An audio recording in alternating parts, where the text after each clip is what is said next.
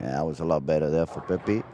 But more gripping, so the ball right a little bit sooner. That was a better shot.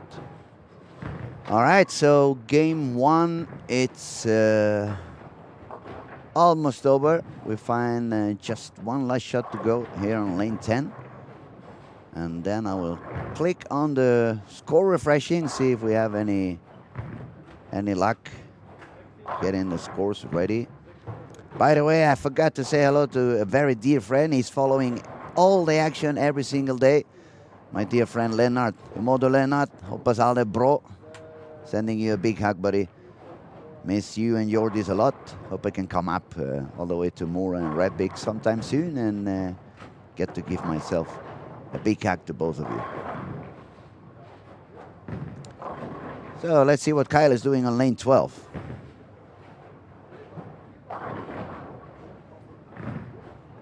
That was more into the 11th on the arrow, sending it all the way out to around 7 on the breakpoint. And that looked very good. Nice carry, nice entry angle in the pocket for Kyle, looking consistent.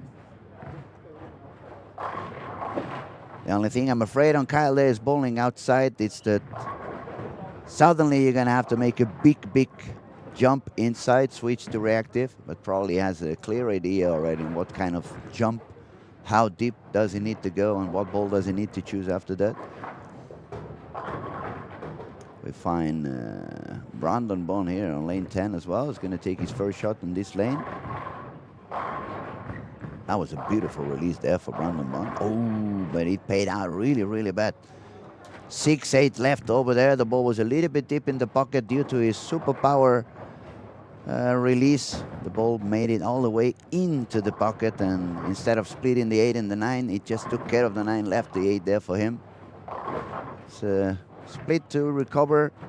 Let's see if we can take that spare with him.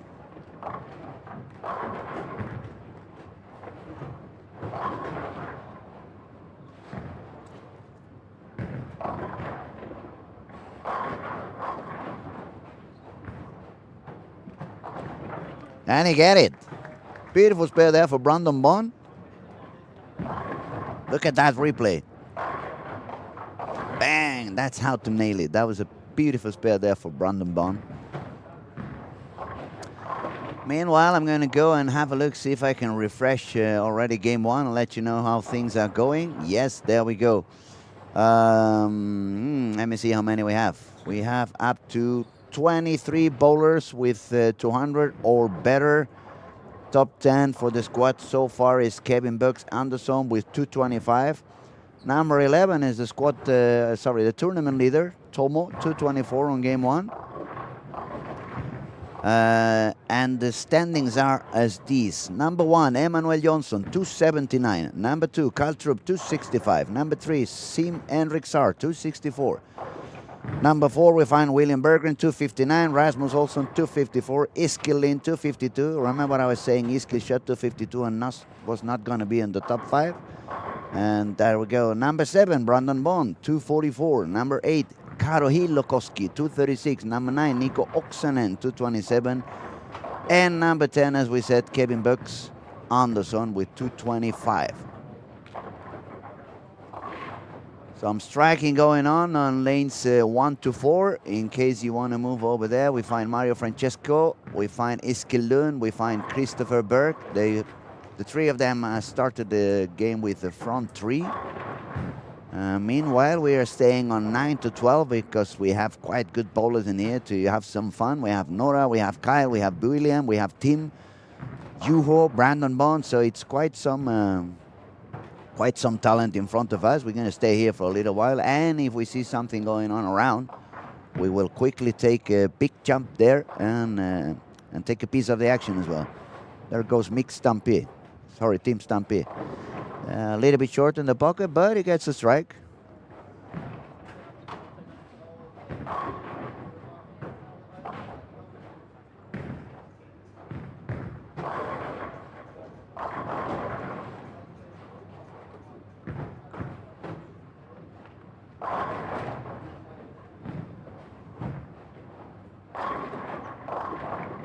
Now we see Kyle had a big open frame on the frame 2 with 5 and 2.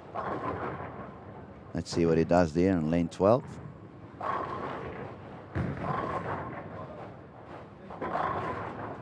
All right. I guess he's going to take it.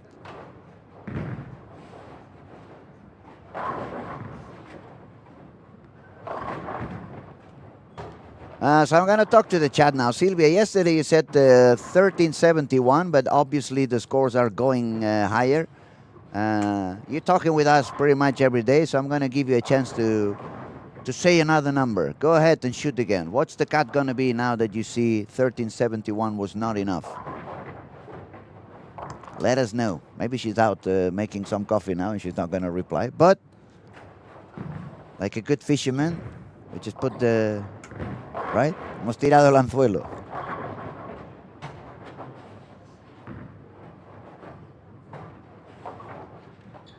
No, not every time you go out. Actually, every time I go out fishing, I never fish anything.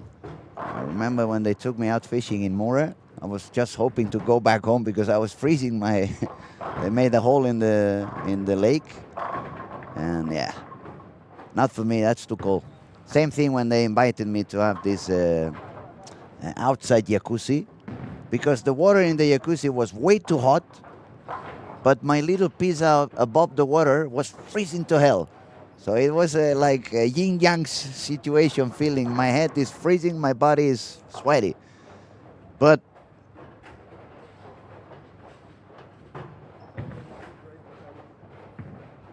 yes, yeah, that's true.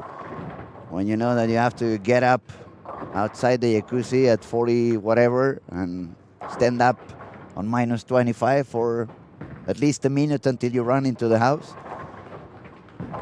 Yeah, there we go again with Nora. Why doesn't anybody go out there and tell her move in and grab a reactive?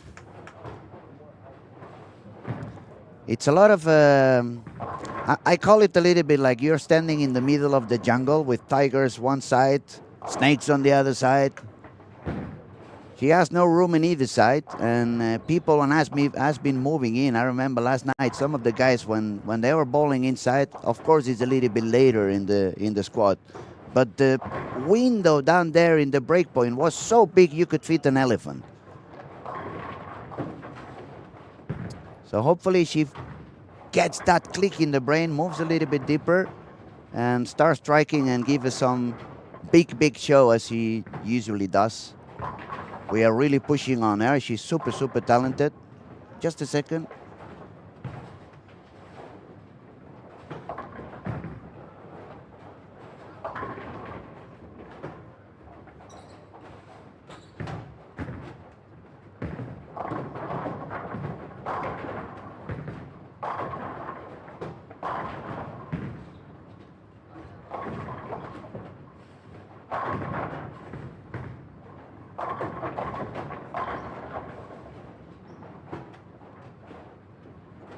Yeah, excuse me for I was out there for a couple of seconds.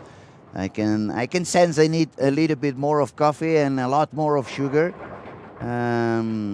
It's going to be another long day here in bowling alley. It's 9:39 in the morning, and we're probably going to leave the bowling alley somewhere around 12.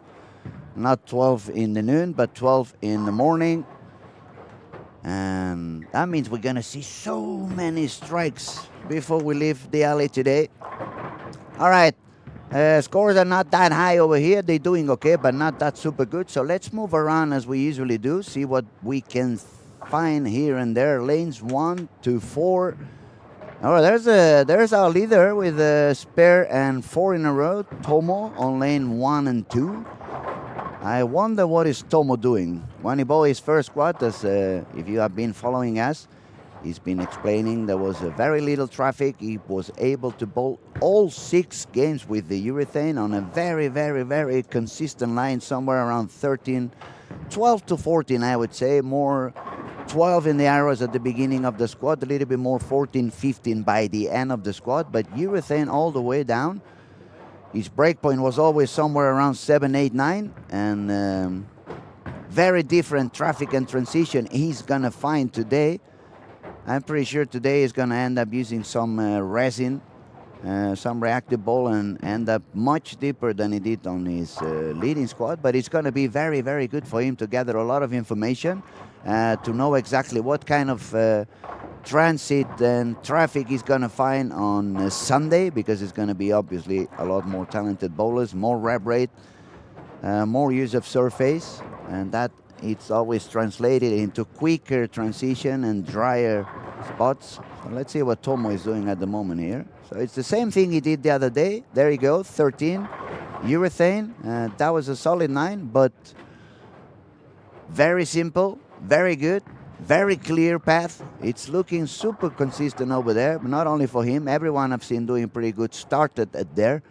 And then, of course, as we said yesterday, here comes the first tip of the day. Never do what you want to do on the lanes. Always do what the lanes demand you to do. That is the right way to go for them. Tip number 1 of the day. And another good thing of Tomo, using a spare ball, not doing any weird stuff on the spares. Just keep it simple and take the spares home with you.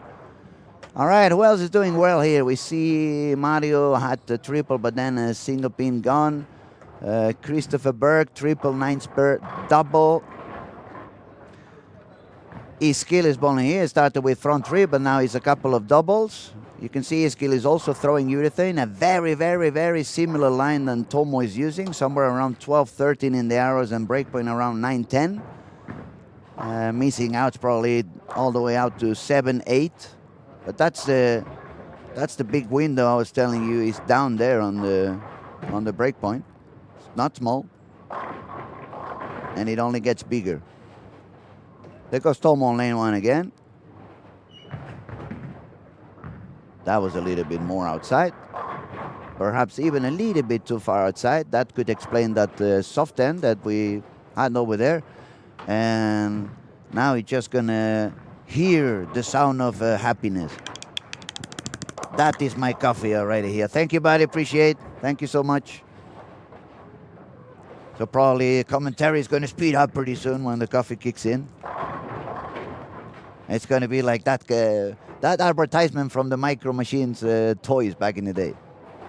I don't know if you had it. We had an advertisement down in Spain when I was a little younger from this, how you call them, mini toy cars for kids. They were called Micro Machines.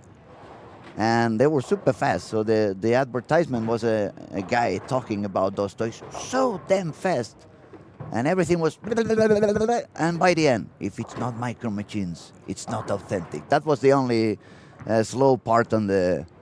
So probably I'm going to talk like the Micro Machines guys in a little while. A lot of nonsense, as always. It is the way it is. I see we have another message there on the chat. Ida Blund, you ask... Isn't the purpose of the Premier stream that you switch and we get to see all lanes? Yesterday night was wonderful. Lots of variety. Yes, it is. And actually, we keep moving around and try to follow the action of pretty much everyone we see doing good. There was some striking here on lane 1 by Tomo. Wanted you to see how the current leader for the tournament looks like. He has been joining us on the booth for quite few squads. He will do again for sure. He really enjoys that. So let's move on. Let's move on 5 to 8. We see front 5 for Sarah Klassen there. Beautiful start on the game. We see a spare and a triple for Bay Club as well. And who else we have here? Patrick Hennen, Ian Robinson, Carl Walgren. And since you guys are more active today here on the chat, if there is anybody you want to get to see a little bit more often, just let me know so we can switch and follow them from time to time. It's a little bit like a la carte on a Michelin star restaurant. You can get to order whatever you want, but then the chef, the crazy chef, which is sitting in the table, maybe brings something completely different. I'm taking the orders, but I don't know what I'm serving later on. That's what I'm... all right, let's see. We have... I'm going to look around, see if there's someone else going a little bit nuts. Yeah, there's some striking on Bjorn Jensen. He bowled really good yesterday as well. a spare and 7 in a row on lane 15 and 16, bowling along with Nate Purchase over there. So that was a little bit too far there for Sarah. Oh, a little bit far outside. Let's move again a little bit more, see who we have where. We have Nora, Kyle Troop over here. Brandon Bond already with the double. Yuho with the double. Stampy is working on a spare on pin number 2.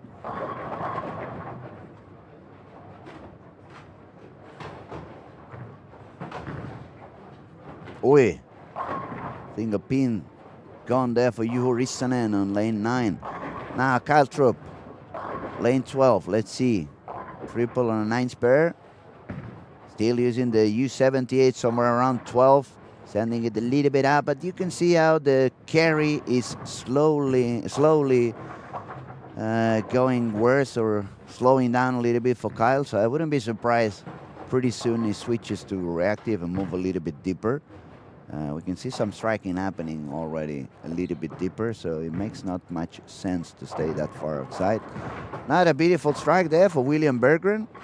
Super talented bowler over here. Let's move on again to lanes 13 to 16, where we find Bjorn Jensen with spare and 7 in a row. Some strikes and 9 spares over there for Nate Purchase as well.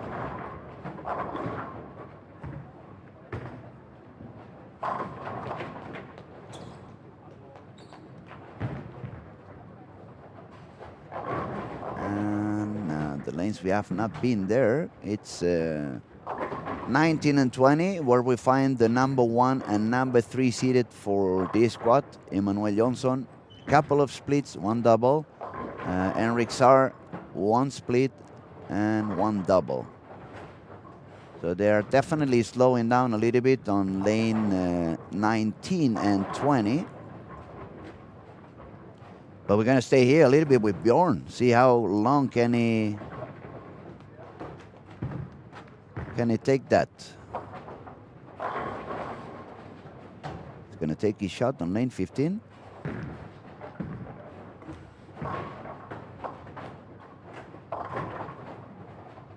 And again, we jinxed him. Not even trying.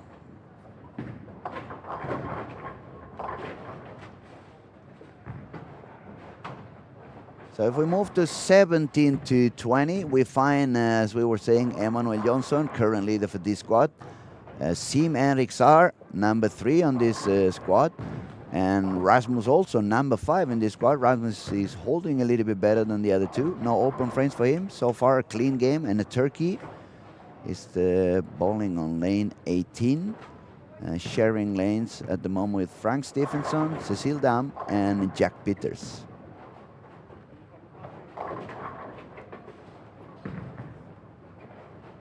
I call him Jack and he's actually Jake. Let's see if that coffee is a little bit less hot and I can take. Now it's burning like hell still. I have to wait a little longer. That is too hot. I'll burn my tongue and then it's going to be harder to speak. So, okay, let's see. Who's doing highly? We have some striking going on 3 and 4 and 5 and 6.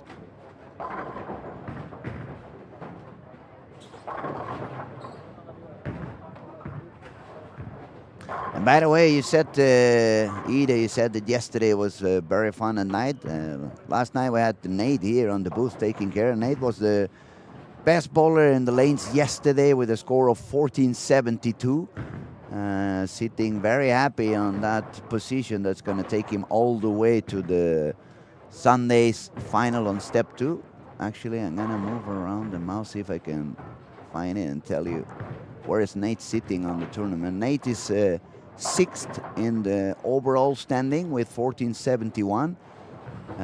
That's 18 spots ahead of the cut on top 25, so he should be more than secured in that spot. That's going to give him a chance to come by the booth and talk with us a little bit more now and then. Okay, let's see. Let's move again to the left corner where we see some striking on Christopher there with triple 9 spare and 5 in a row with a fair chance to score 279. He's going to take his next shot on lane 4 after Iskil ends his 10th frame. Now we can see Tomo already a little bit deeper compared to when we saw him 3 or 4 frames ago. Nice lane read over there for Tomo, adjusting, fine adjustment, beautifully done. With another strike, he's going to shoot 238. And no high games yet for him, but very consistent. 224 game 1, could be a 238 on game 2. And that proves he's not only good, but smart and talented, patient. Good job for Tomo so far.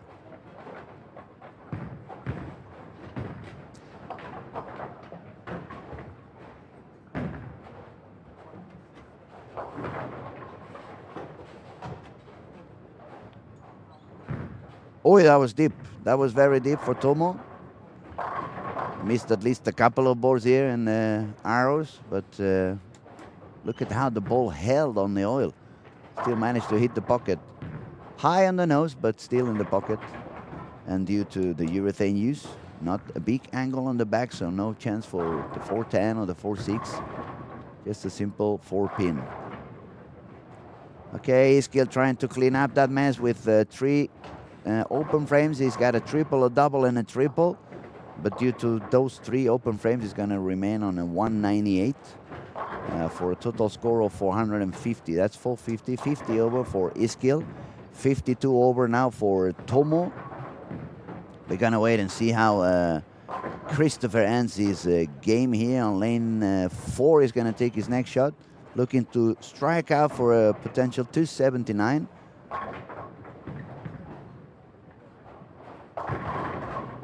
That's a very aggressive shot out there in the gutter. Pretty straight around 7. Break point as well around 7. A lot of speed, but he got it.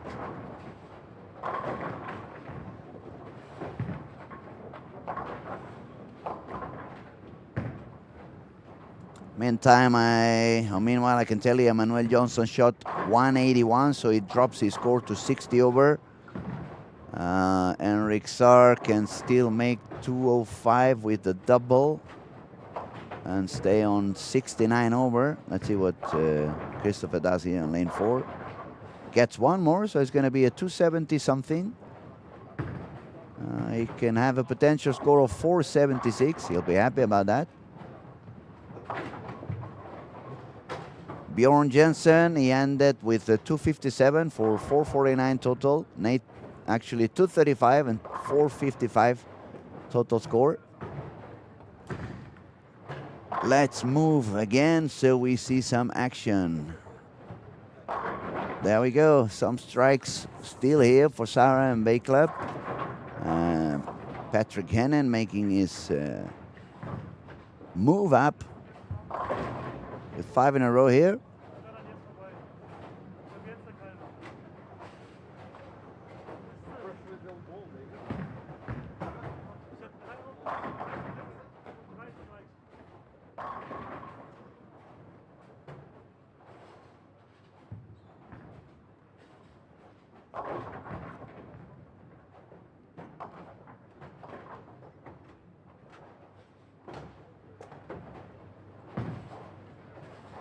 Ian Robinson struggling a little bit here on lane 7 and 8. Needs the double to shoot 188. It's going to be no double there.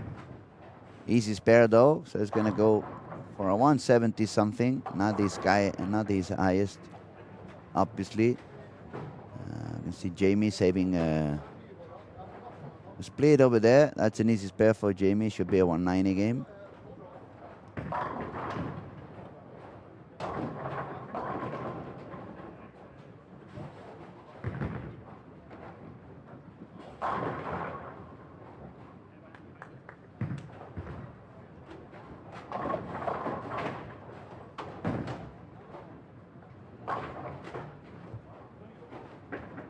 Let's see.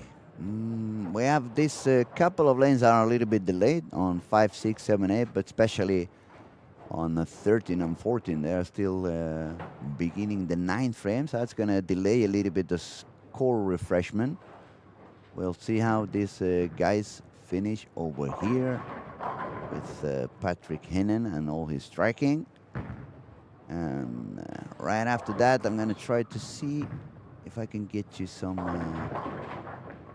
at least visually, update scores. A lot of strikes again for William Berggren. He was with a 259 on game 1. He's going to shoot 238. He just left the 9-pin on the 10th frame.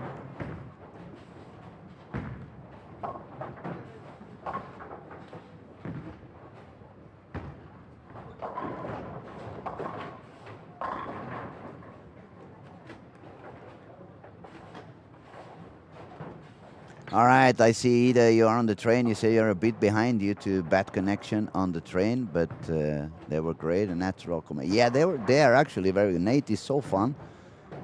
He's a natural. I can see him bowling some step ladders, and when not bowling the step ladders, just sitting down in the booth and talking out loud what he sees. And he's also a fun guy. It doesn't make it that boring, and it's one of my favorites companions here in the booth, I must say. All right, so one more over here for Patrick Hennen on lane 8. Possible score of 258 and 35 over. Crawling back from a little bit of a low game 1.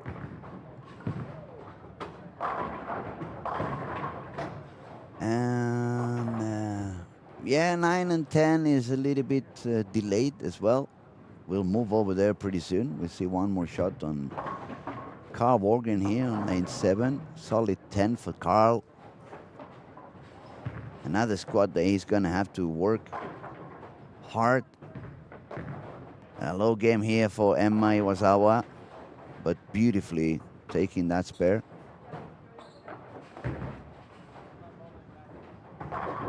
And it was one more for Patrick Hennen, so beautifully ending his game. Let's move here, see what Brandon Bone can do. So we see Kyle Trapp 202, Nora Jansson 167. That pretty much tells me I was damn right to say they are standing too far outside with the IQ 78. Don't get me wrong, I love the IQ 78. I drilled a second one as soon as I made a couple of games with the first one, so it's a wonderful ball. It's lovely to bowl out there, but the lanes demand something different. We actually have seen Andrew Hall bowling over and over again out there with urethane, and it hasn't paid out for him yet. And we're gonna have to wait and see what they do now on game 3. I'm almost certain they're gonna move in and use reactive. Otherwise, I'm gonna bring them also a cup of coffee, see if they wake up. We have a very active room here today in the booth. Everybody seems to be on party mode. And we still have 3 days to go.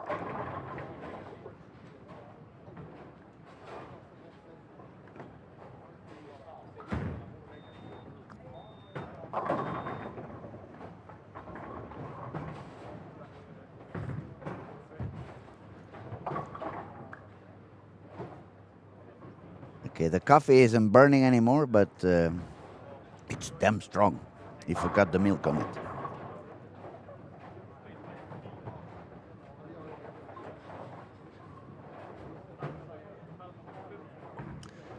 So where are you heading, Ida, since you say you're sitting on the train? Just got curious. Are you coming to town to see some action for the last 3 days on the tournament? That would be a good idea. So Brandon taking his shot on lane 9. Somewhere around 12. And he gets it.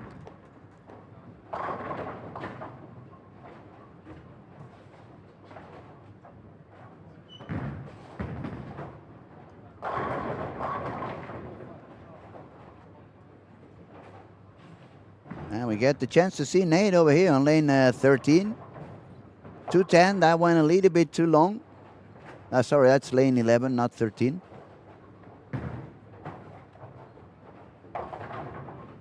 Let's see how he gets that spur.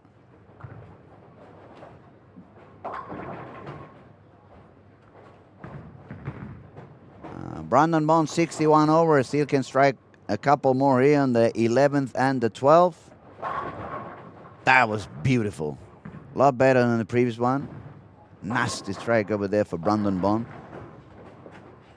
Secures the 200s and 40s and moves all the way up to, with a strike, 491. Ooh, that was a close attempt over there for Nate. Nate is 55 over after 2. But he's already with 1471, so he's not really in the need for any scoring.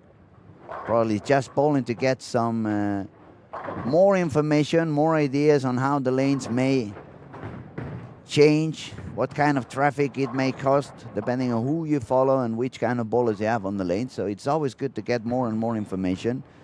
You can see his last shot on Brandon over there, tripping the 6. 247 for Max. He's got now is 491. So 491 for him. Rasmus Olsson, 218. It ended on lane 18 as well. So 472. That means nobody is on 100 over. A little bit lower scoring pace here on game 2. So after game 1 we had, I said, how many was that? 23 people over par. Let's see how many remain over par after 2. And top 5 was above 250 average, which is definitely dropping down. I don't see anybody on the 500, so probably we may have a couple of bowlers beyond the 240 average after 2, but not so many. Let's give it 45 seconds, 1 minute, so they finish over here on lane 9 and 10. And we can get some scoring refresh. In the meantime, we can move around. Where can we go? Where should we go? Let me see who's bowling where. I'll probably move to 7 and 8. I see Nora and Kyle. They both started with a strike.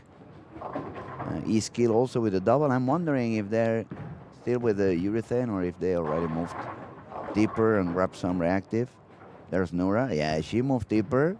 She grabbed the ion. Why don't you do that on game 1? Come on, man. Giving away 2 full games. Beautiful shot though there for Nora.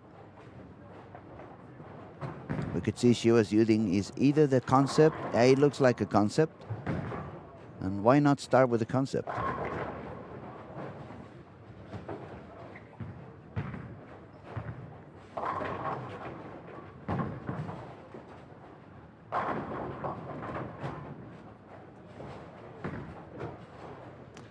I see Kyle still throwing urethane, but he changed from the IQ 78 to the new Pitch Black 78. Let's see what kind of a shape he's producing. Very similar, perhaps even a little straighter, but that proves my point. You are in the jungle, buddy. You need to move in.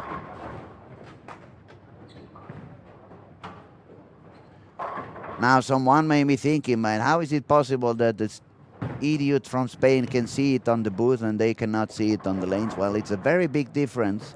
When you're sitting here on the booth, you see everyone on the lanes. You see the traffic in every single lane, and you have 0, 0, 0 pressure. On the contrary, when you are down on the lanes, you only see what's happening on your lane and around your lanes. You may have a clear idea. You want to play it a little bit safer sometimes, but safer is not the word we need in bowling. You need smarter. Everyone's done on this game number 2. That means we are on game number 3, and that means it's time for me to click on the refreshing and see what do we have. Do we have? Yes, we do. As I said, nobody on 100 over. William Berggren is the closest with 497. Brandon Bond is number 2 with 491. Then we dropped to a little bit lower than 240 average with Christopher Berg with 476, but he just shot 279, so that would explain that. Number 4, Rasmus Olsson, 472. Number 5, Sim Henrik Saar, 469. Number 6, Kyle Troop, 467, with that 60-pin drop from game 1 to game 2. And unless he switches to reactive, it's going to be another drop over there. Number 7, that's a tough one. Vaclav Kordulic, or Kordulic, 461. Number 8, Emmanuel Johnson, 181 on that last game, 460. Emmanuel had some issues on 19 and 20, couldn't find what to do. Number 9, my buddy Nate Purchase over here, 455. Number 10, Sarah Klassen, managing a 244, so 53 over for Sarah Klassen. Number 11 remains Tomo with another consistent game, 224, 228. Number 12, another young talented bowler from Sweden, is Killeen, 450. Now we have only 22 people on par or better, so it's a couple of them that drop down from the par. And let's see. I didn't see that Nora had the third one, but that should give some idea to Kyle. They were bowling pretty much the same area. Nora wasn't doing any good. She just switched to reactive, move a little bit deeper, start to use that window that it's getting bigger and bigger. And I'm guessing Kyle is going to see what Nora is doing and is going to jump in and do the same thing sooner rather than later. How stubborn is Kyle going to be? We'll find out soon.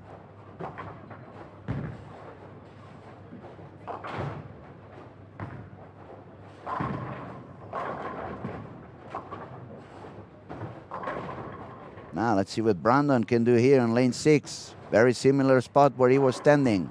Beautiful strike there from Brandon Bond. Not so much traffic on the left side on this squad. I haven't seen that many lefties bowling, so that should allow Brandon to bowl a very similar line throughout the whole squad. And if he's looking good for now, and if he stays there, it should be good news for Brandon Bond.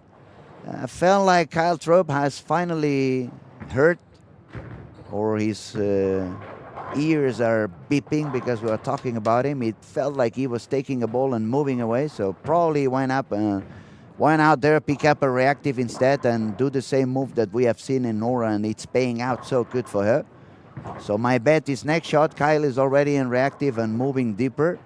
Let's have a look at our tournament leader Tomo here on lane 5. You see how smooth Tomo is. Makes it look very easy, doesn't it? So I'm going to stay one more shot here. I'm really curious to see what Kyle is going to do on the next shot. As I said, I'm betting his reactive time. Move to resin, move deeper, and then we start moving along so we can see some more action and more striking here and there. It's a lot of strikes on this morning again for William Berggren, a current leader with 497 already, with front 5 on 15 and 16. What kind of coffee did he get this morning? I need 1 cup of that. So we see Iskill also bowling the exact same line that Tomo is doing. Same strategy with the urethane there, around 13 on the arrow, sending it not further out than 10-9.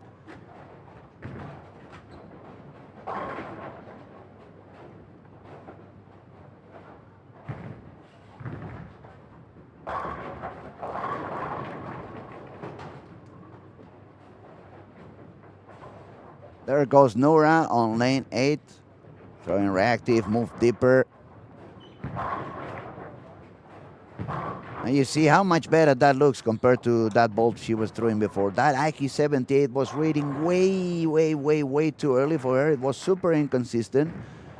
It was giving her no room at all. And now it's front 4 for Nora Johansson after switching to reactive resin and moving that line a little bit deeper. Man, I'm good. I'm really good.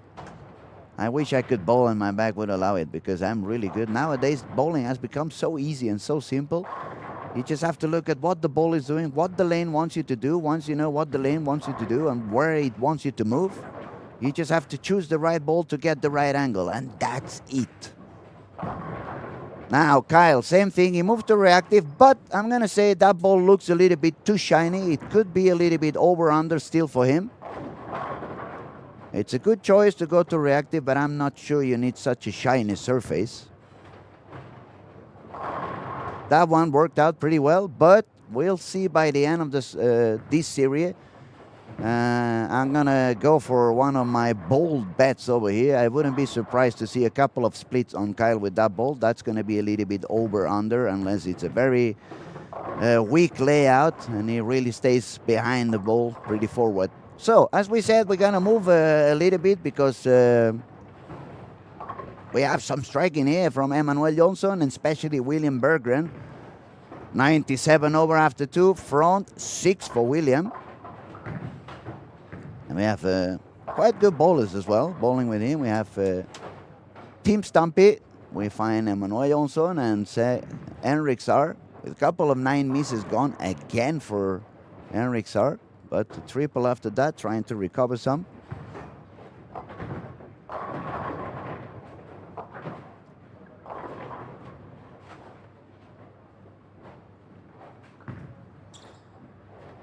And let me see where it was. Bjorn Jensen. He shot. Bjorn was, sorry, 192 on game 1, 257 on game 2. Why I mention is because he has already 4 in a row on 19 and 20. So it's another of these bowlers that seems to be picking up the scoring pace and growing it step by step.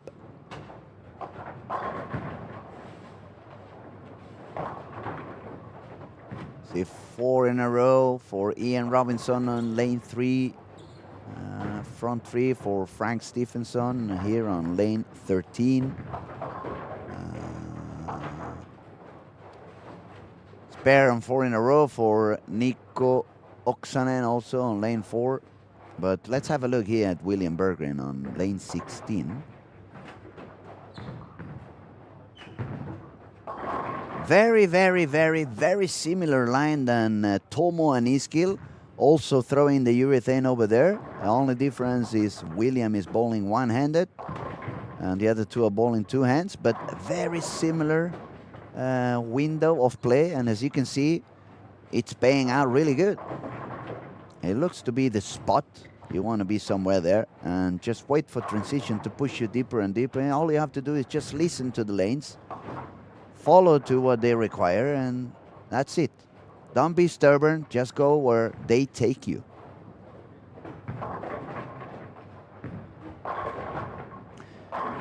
Let's move a little bit again, and then we come back again and see what William can do on 15 and 16. We see some striking, as I said, over here for Karo Hilokowski. And there was an open frame for Bjorn, but still can go all the way to 230.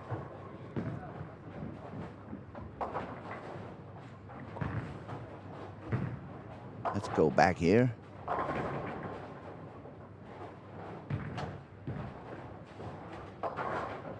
And perhaps we can make a quick jump as well into 1 to 4 because we see some striking happening here. Oh, look at that expensive flame for Bay Club. Strike, strike, strike, gutter 9. That's really expensive.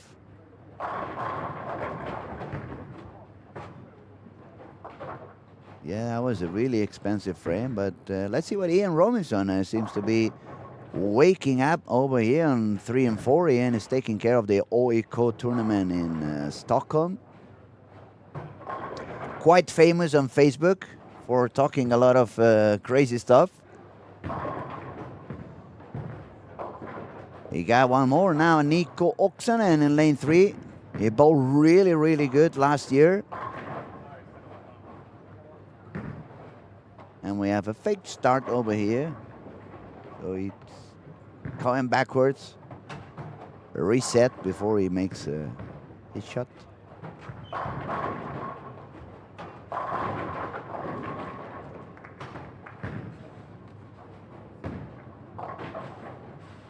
So Nico Oksanen here on lane 3. Looking for one more, and he gets it. That's Bern, 5 in a row for both Nico Oksanen and Ian Robinson on lanes 3 and 4. Let's go back to 5 to 8, see what the Swedish talented can do. Nora Jansson, she had the 9 on 5th frame, but strike again on 6. Definitely striking a lot more since she chose reactive. We see Iskil there on lane 7, getting another strike.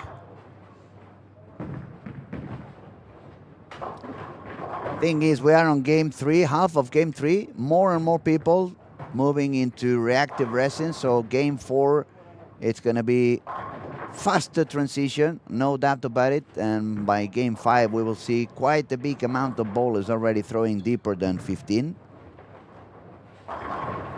Another strike there for Kyle Trupp, but look what he had before. Split. What did I tell you when he shot the first strike? That ball is way too shiny.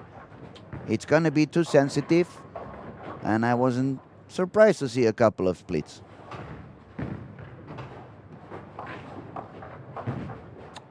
No se enteran de nada, tío. Unbelievable. Moving on, 9 to 12. Not so many strikes there. We see Nate, buddy Nate, fighting it there. 9 spare strike, 9 spare double, 8 spare strike.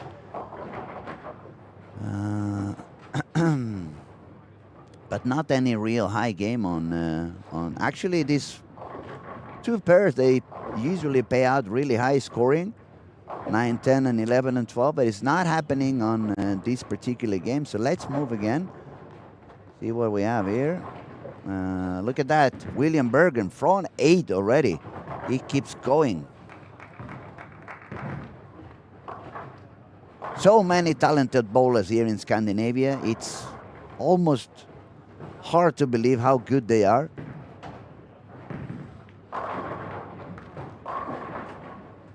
So it makes me want to be born in Sweden on my next life. I get a better chances in my career with a little bit more of oil in the lanes and not taking 30 years before you get the first synthetic lane, 25 to get the first automatic score.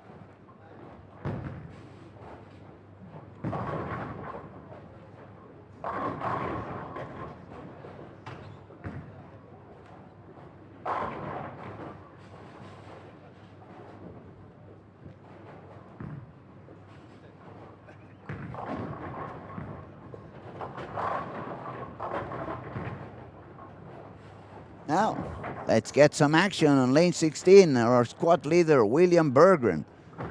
Front 8, looking for another one. Let's have a look at him. He delivers. And he gets it once more. Unbelievable, man. He keeps going like easy. Look at how simple that shot is. Perfect timing. Same target over there on 14. And that's a machine of repetition. William Berggren. All right, 17 to 20. 247 over there for Karol Hilokowski. Total score of 83 over par. After 3, that's going to force him to shoot at least 700 on the last, actually a little bit more, probably around 710 on the next 3. In order to secure somewhere around 1390s. As I said before, the cat has moved up very, very, very much from yesterday. Currently sitting on 1371, both Rami Mukula and Mike Ong. Mike Ong has bowled like, hold on, 1, 2, 3, 4, 5, 6, 7 squats. 1371, 1364, 1325. So he's going to be a little bit short. He's going to have to bowl again. Number 39, EJ Tackett, 1372. He also needs to bowl again. Arnar Johnson, 1372. He needs to give it another shot. Frankie Lavoie, 1380. May not be enough. Lucas Benson, 1382. In between, that's 7 spots.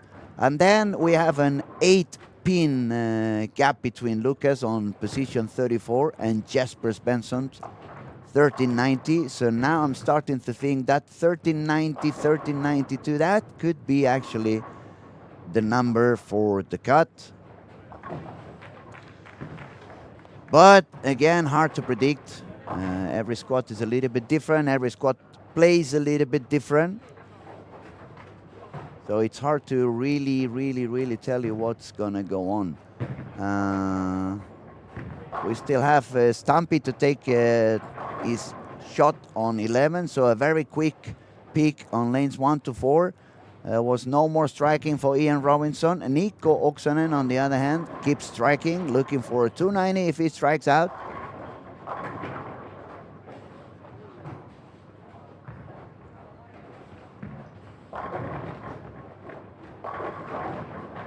Nice ball change there for Jamie Hickey on lane 1. That was the right move as well.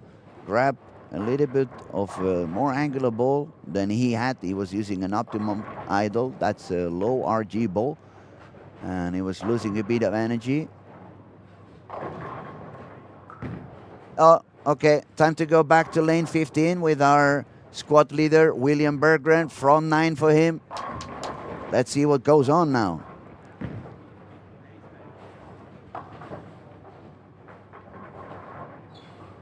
Oi, that was deep inside.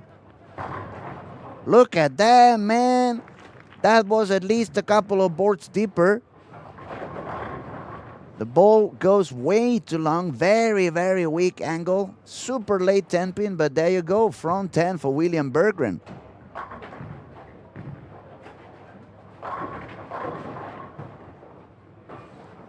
Happy Valentine's Day after that strike. My goodness, let's see if we can get the number 11 and keeping improving that score. 97 over for him. One more, it's going to put him on 190 something over already. Let's see if he gets it. There goes William. The levers. That should be better. Hook a little bit. Oh, that was perhaps a little bit too far outside. Not sure if we can catch that again. Let me see if we can see where it was. Yeah, the break point was a little bit further outside, somewhere around 6.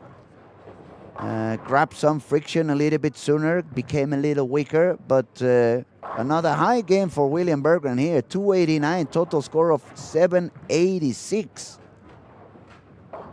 It's going crazy, man. All right, let's move on 9 to 10. We see Sarah is doing pretty good as well. She shot 209 on game 1, 244 on game 2. And she's got 6 in a row now on lane 9 and 10.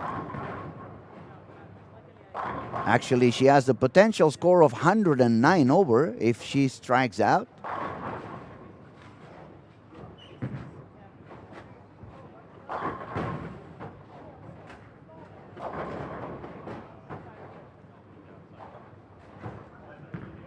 And a very quick peek. Look here on 5-6. Nora, 4 in a row, 9 spur, 3 in a row, 9 spur. I guess and she's gonna take that 10 pin. So as we said, that was the move. Move to reactive, go deeper. Paying out for her. Hopefully it's not too late.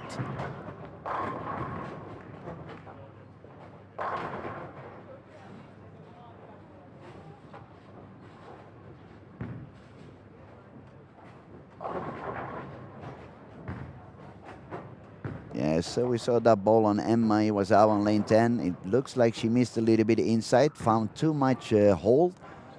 So the ball never entered the roll phase soon enough. It deflected in the pocket and 7-10 for her. Could have been a 9, could have been a strike, but it didn't pay out so good.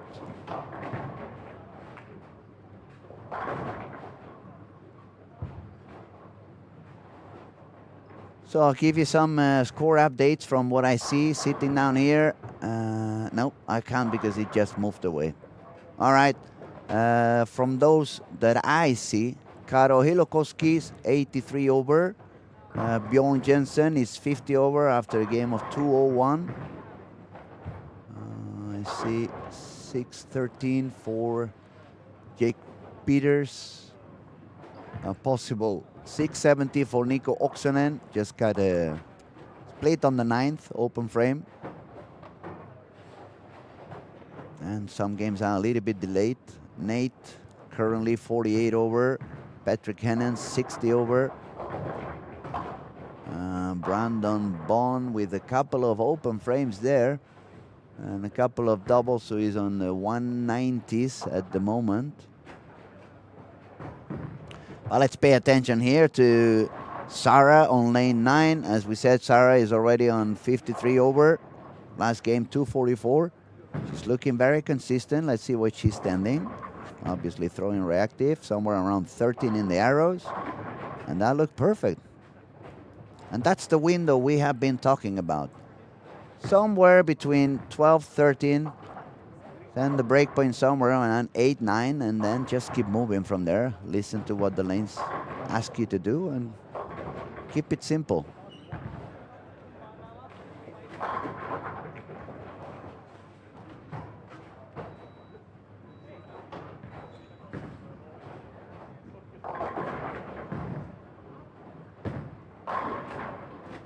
Now let's see if Sarah can get one more.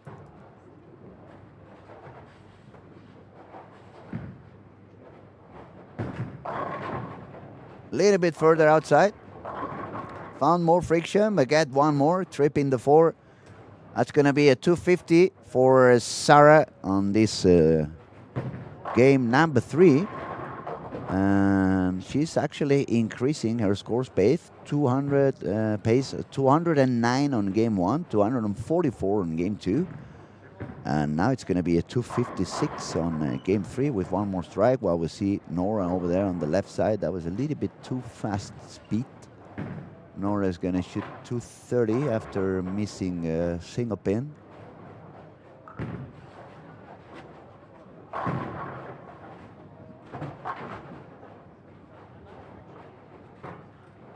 So I see 55 over here, 83 over there, 50 on the other side, 60 over here for Patrick Hennem, 48 for Nate, 109 over for Sarah. She's probably going to sit down on position number 2, just behind William Berggren. That's a very good work on her.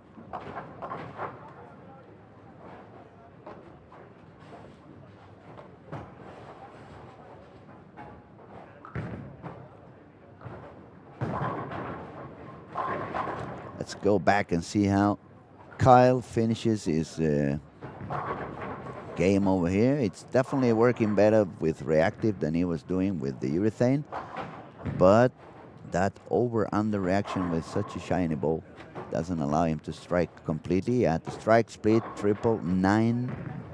Let's see what he does now on lane 8.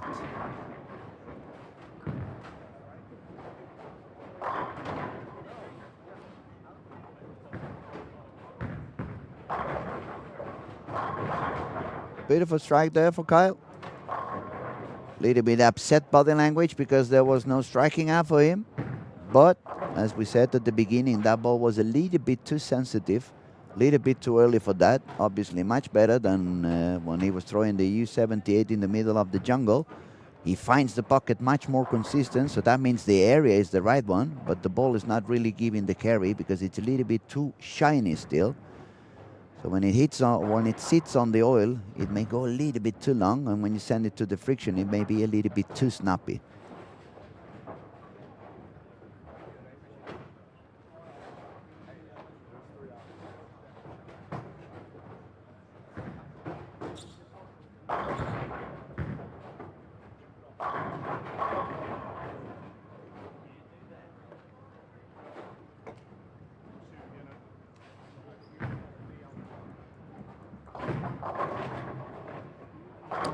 So we could see another 10 pin for Kyle. As I was telling you, that ball's still a little bit too early for it.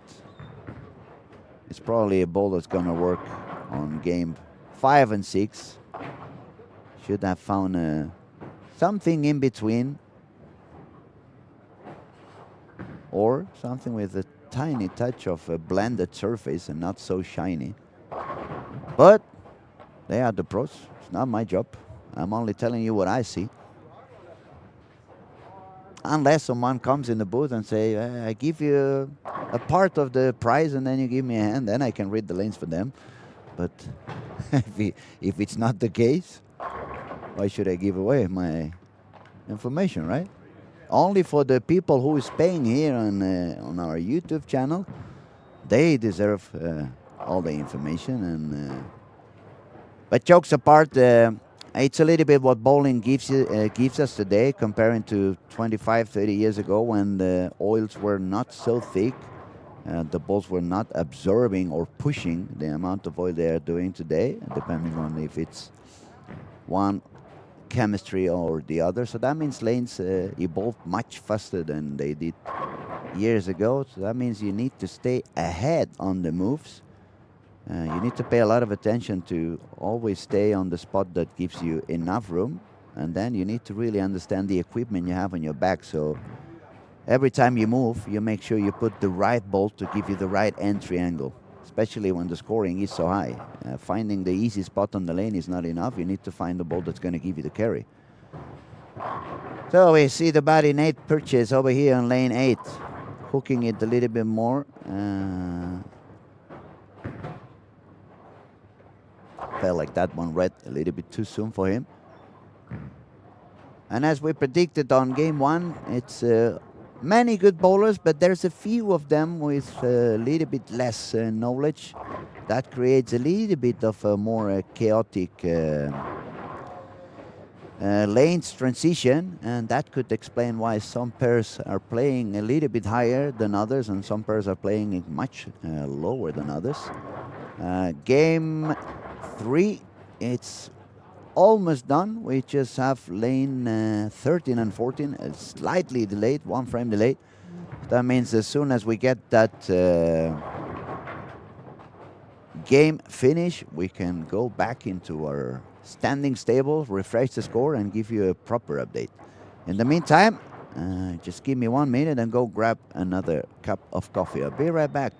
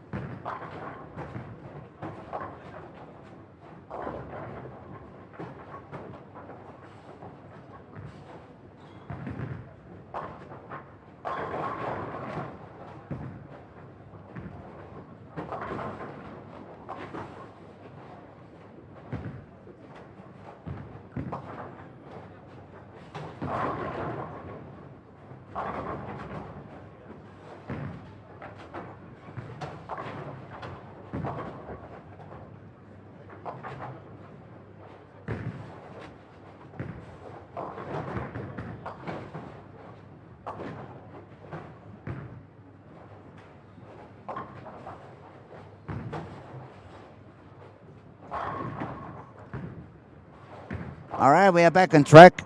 Coffee is being served over here, and the scores have been refreshed as well. Leader of the squad at the moment, William Berggren, 786. That's a very high score so far. 186 over par. Number 2, look at that. Sarah Klassen, 709. She shot 209, 244, 256. Number 3 is Brandon Bond, 105 over par. Number 4 is Rasmus Olsson, 95 over par. Consistent so far, so why not? Emmanuel Jonsson, a little bit more of a higher, what you call it, roller coaster, 280, 180, 220, so 84 over for Emmanuel. Then we find from Finland, Karo Hillokoski with 683. From Czech Republic, we find Beikleb with 673. Same score for Kyle Trupp over there, 73 over par. Number 9, Sim Henrik Saar, 72 over. And number 10, Christopher Berg Nielsen with 63 over. If I scroll down, I can tell you we still have, actually we have one more now. It's 25 people on par or better. But on the other hand, I can see 1, 2, 3, 4, 5, 6, 7, 8 people beyond, below 180 average. Those are the ones that may be causing a little bit of fusion confusion, as we call it, in the back of the lane. But fair chance for at least 5, 6 bowlers to have enough score at the end of the squad to make it into the cut. And now it's time to move a little bit around the lanes. Let's see who is where. Lanes 1 to 4. Gregory Leroy, Pepe Constery, Brandon Bond with front 3. Brandon is already 105 over. That front 3 is very good news for him. On 3 and 4, we find Karo Hillokoski, Bjorn Jensen, Nora Johansson, Kyle Trupp, remaining with that 999. He's still throwing that way too shiny ball. Can't believe it, man. But moving on, 5 to 8. Jake Peters, 9 spare, 9 spare. Cecil Dum, Scott Duda, Emil Holmberg. And 7 and 8, we find Nico Oksanen, Matthias Mnakko, Kolbari Nate Purchase, and Niklas Sörensen. Front 3 for Niklas.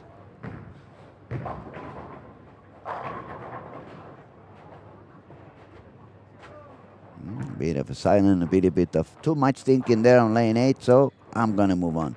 9 to 12, Perek Di Perez, Tomo, Frank Stephenson, and Rasmus Olsson. Then on 11 and 12, we find Iskil bowling with Christopher, Emmanuel Jonsson, and Henrik Saar. Couple of open frames there to start the game for Henrik Saar. 72 over. Needs to start striking and less open frames if you want the score to go high enough.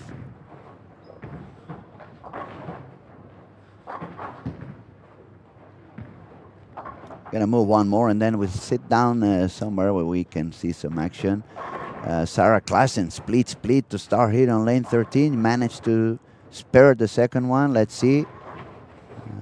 That moved a little bit further outside. She moved a little bit to the right. So my guess is she found a lot of urethane traffic on that lane 13 and 14. To be honest, lane 13 was the one that played much longer for me compared to lane 14. It was a very big difference on that pair for me when I bowled. Could be because of the traffic I found that day. Yes, could be a little bit of topography. It could be also. So we'll pay close attention to how Sarah solves the mystery on 13 and 14 and to see if she can manage to survive and keep increasing that score pace. Okay, that was very light. Look at her face expression. That tells me she moved a little bit further out and took that spur as a strike shot to gather a little bit of extra information for next shot, and still she was surprised that the ball was going so long. So most probably she will adjust that line on lane 13. The only issue if she needs to move back to the right to create enough friction, she may find herself with a little bit of less room. So that's the time for you to bowl, especially on the ladies division with the scores being not that crazy high. The last thing you want to do is a 160 game, so you need to play very smart, make sure you hit the pocket. Not every pair is suitable for aiming at the 250s, 260s. Sometimes it's much smarter to play it a little bit more safe and wait for it to come. So as we said before, it's not only actually to play safe, but to play smart all the time. Let's see what Sarah can do on lane 14, since we just saw her shot on 13. I believe that's going to find a little bit more friction than she did on the other one. And there you go. The ball hooked way too much.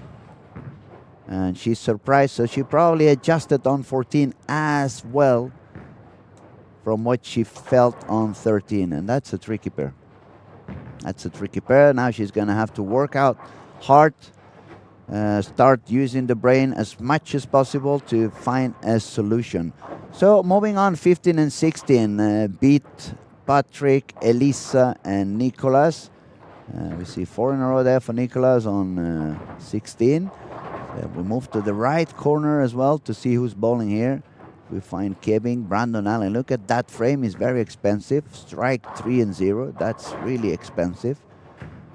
Jamie Hickey with Bay Club, and then we find Tim Stampe bowling with the squad leader, William Bergen, on 19 and 20.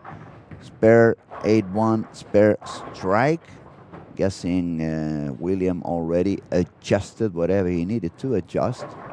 And pretty soon it's going to start putting some strikes in there once more.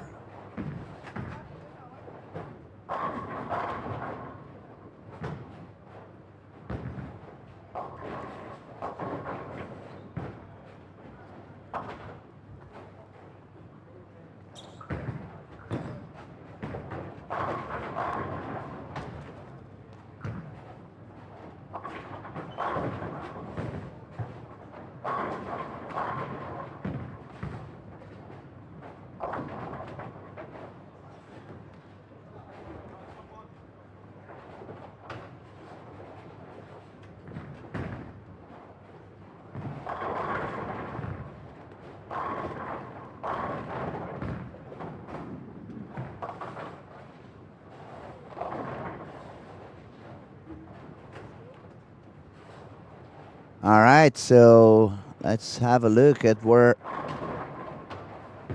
William stands on and see what kind of a line and target he's going to use now. He's already 186 over for the first 3. So we're going to see how he solves that little mystery he found himself on 19 and 20 with a little bit of a different transition and a little bit different traffic than he had found on the previous 3. But he's doing really good, so he should find it very, very quickly.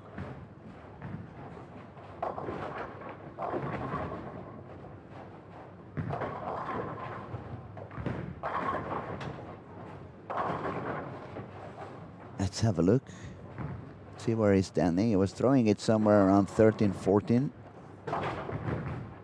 Is it any different now? Is it a little bit deeper? It looks a little bit deeper. And that was a little bit early friction, even if he missed inside. Usually when you miss one board inside and you no longer have any hold in there, it's a clear sign it's time for you to move.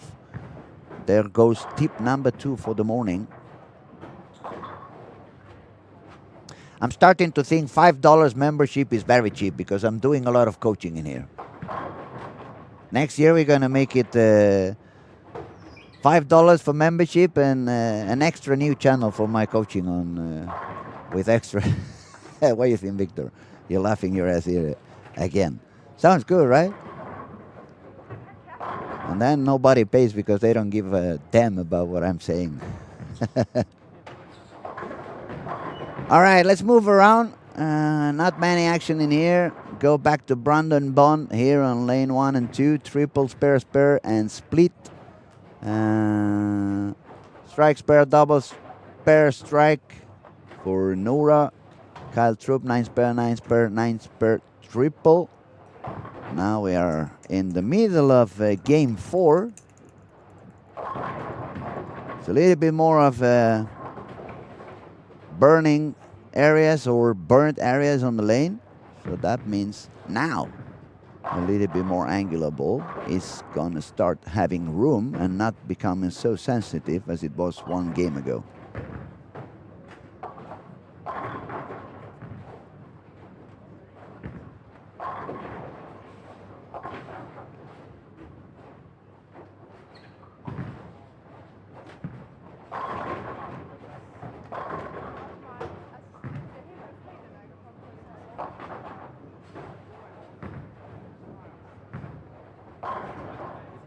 we have Bjorn here on lane 3. He has been bowling quite good. Quite a few squats with fair chance to make it. Always found some pair that was a little bit tricky for him. And now let's have a look at Kyle here on line 4. He's got 3 in a row. Lanes are finally evolving into that iron solid. Yeah, it's so shiny. Now, but look at that. He's actually striking because he's not using that iron solid anymore. He actually, I think he's gone for the bionic with a lower RG. A little bit stronger chemistry to throw it on the oil. Much more round. That was a little bit early as well. Probably missed one out. So a little bit early, a little bit weak 10. But I'm happy again, I was right. It was not the iron solid yet. That was way too angular. As soon as he changed to the bionic, he got that triple. And the thing is, pretty soon is going to be the time for that iron solid he was throwing before. So he's going to have to switch back. Not much longer than frame 3 or 4 on the next game. That's my new bet. Taking the spare, and enough. That's good enough for him. All right, move one more, 5 to 8. Let's see who we have here. Nate with a clean game and a triple. Niklas Sorensen with a 4-bagger double. 2 spares in there as well. Nobody going incredibly high in here. Move one more. We find some 5 in a row there for Christopher Berg. Triple, split, double for Pirek de Perez. Rasmus Olsson is 4th position, 95 over. We can see he's got a front 4. Spared the split and another strike in there. So looking to increase his scoring pace. Let's see what else. We have some striking there for Christopher Berg as well.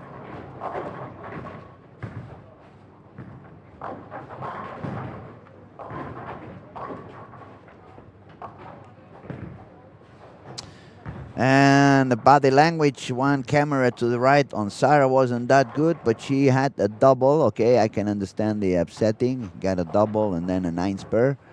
But she needs to survive already on the 180s after those 3 splits. She can still make 213 if she strikes out. And apparently she already found what to do to hit the pocket. So it's a fair chance for that. Let's see. Strike out there for Elisa Hiltonen on lane 15, 224, 787, 787 total.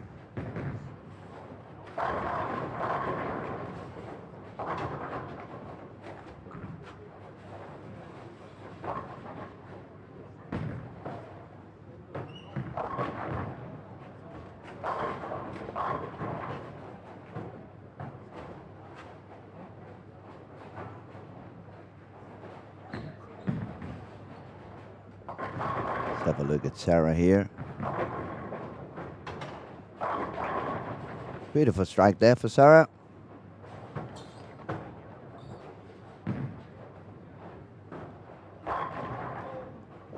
And low game there for Patrick Hennen on lane 15 and 16. 3 splits over there. Needs to strike out to get to 186. A possible 269 for Nicolas Muscat here on lane 15. A little bit behind par, but now he can move all the way to 40 over. Not enough, but at least you got some striking going on, and maybe you can try to reach the turbo.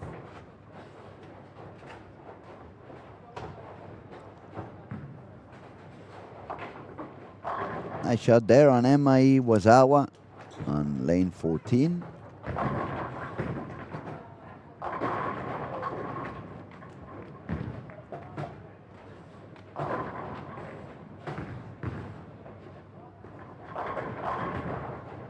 And one more for Nicolas, 269.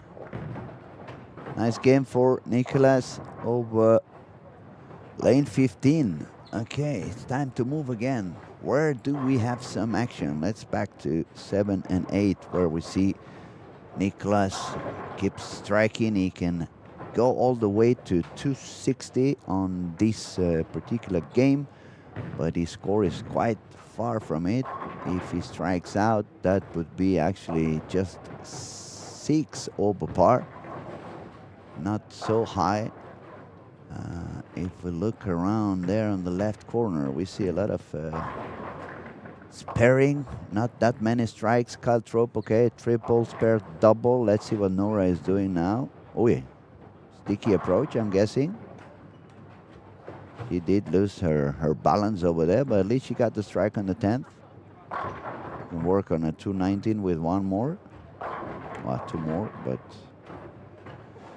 Another split here for Brandon Bond. Split, 9 miss, split. And that is taking away some of the pins he had. He was with 105 over after 3. 158 on frame 9, so he needs to triple for a 188 and drop to 93 over. It's going to force him to shoot 500 on the last 2 if he wants to get enough scoring to make it into the final.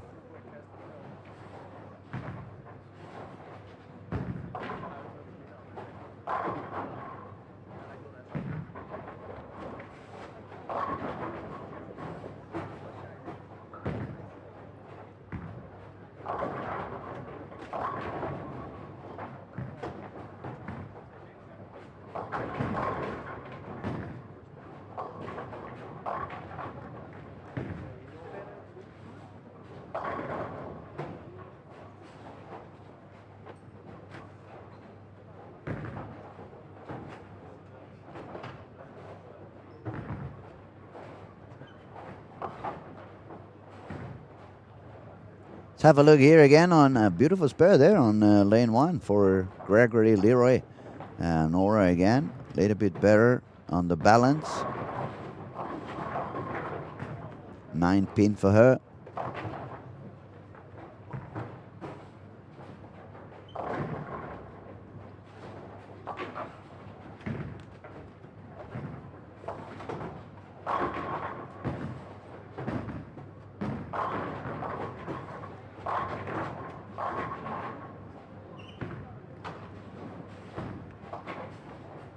Spare for Nora again, a little bit stuck on the approach. It's a little bit more humid outside today. Some rain showers may come near. That could actually make the approach feel a little bit more humid, a little bit more sticky than it was the previous days. We'll keep an eye on that, see if more people is having that kind of an issue.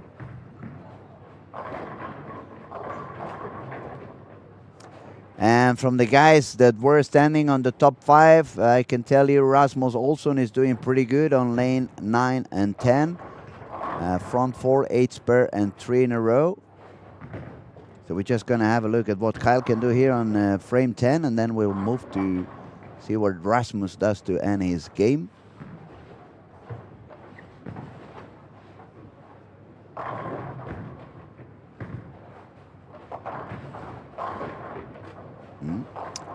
Another strike there for Kyle, and that's what I was telling you earlier.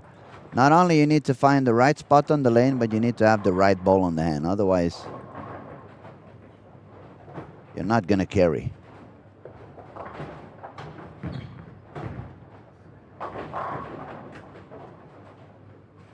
In the meantime, squad leader William Berger on 19 and 20 is on a 190 pace. He needs to double in the 10 to make the par.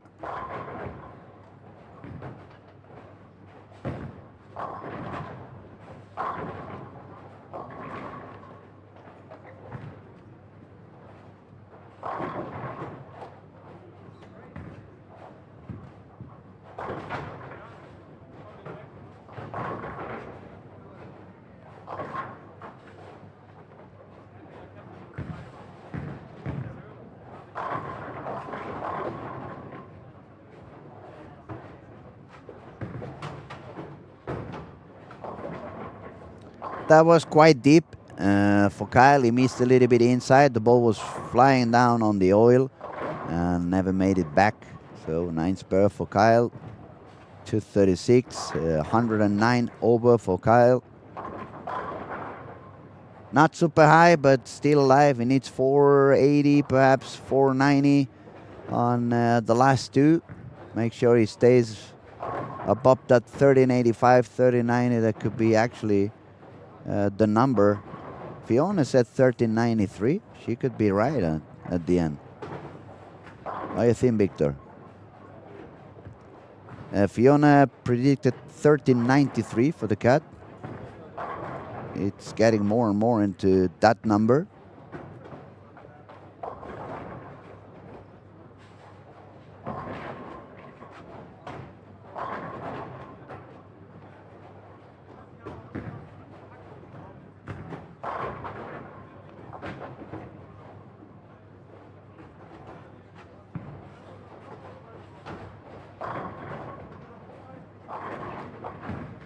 And today I'm feeling a little bit like Anastasia. You know Anastasia, the singer?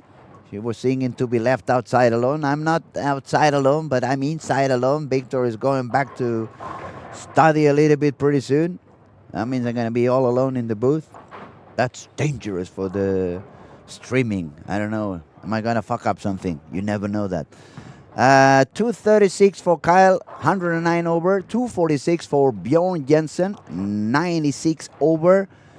We see Brandon Bond, 179, so it drops down to 84 over. Now let me find Rasmus. Rasmus was bowling over here on lane 9 and 10. 4 in a row, sparing a split, another 4 in a row.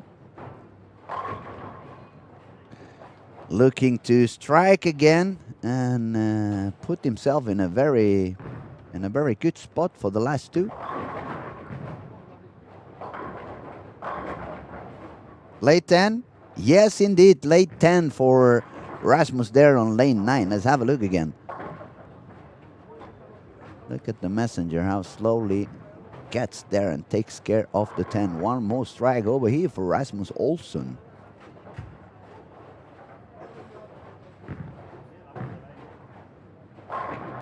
Okay, we have Tomo as well on lane 10. Tomo is already in the reactive. Was a great idea for Tomo to bowl again after he was leading the tournament on day 1 and remains on the lead. But you need to get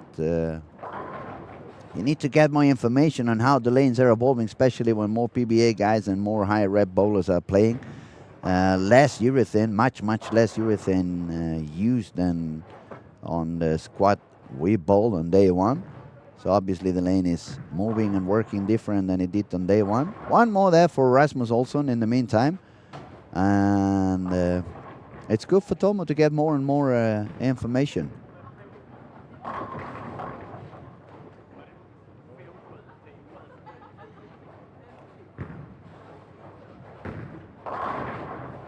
That was a little bit deeper compared to the previous shot, but you could see how the ball held perfectly there. So you have probably already enough room to miss 1 in and 1 out in the arrows, and around 3-4 boards window down there at the break point. And that is only going to get bigger for games 5 and 6. So scoring pace for some of them is going to increase a little bit. We will see how many manage to do enough. That's one more strike for Rasmus Olsson. 278, moving up to 173 over. So we have 2 or 3 bowlers with a fair chance to get enough scoring to make it into the cut.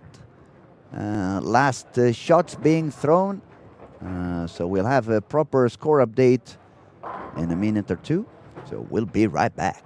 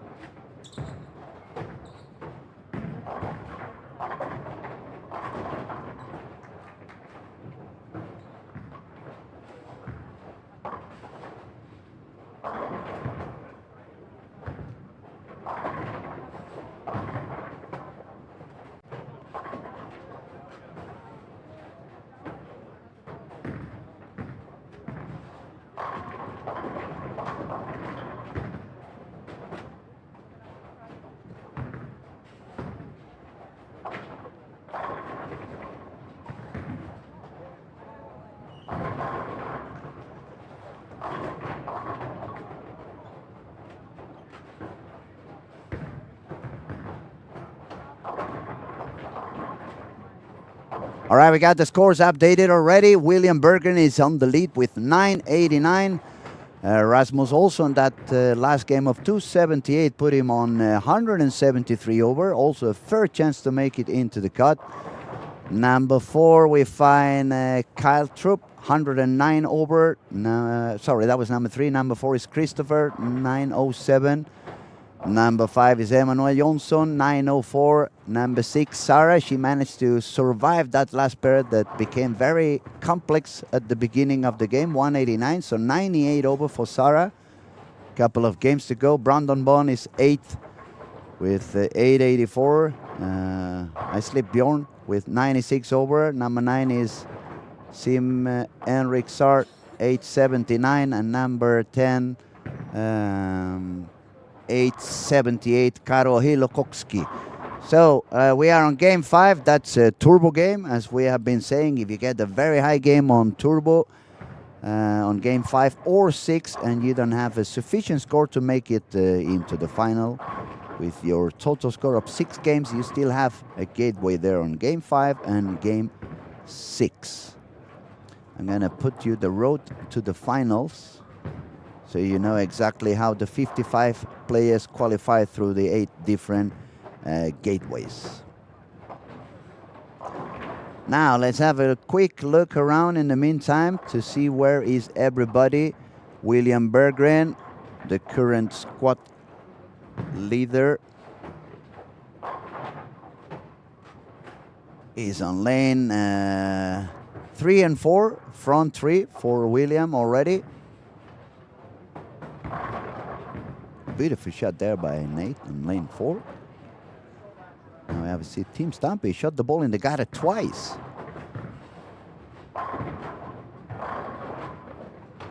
That's something you don't see very often. Gutter 9 strike, gutter 7 strike.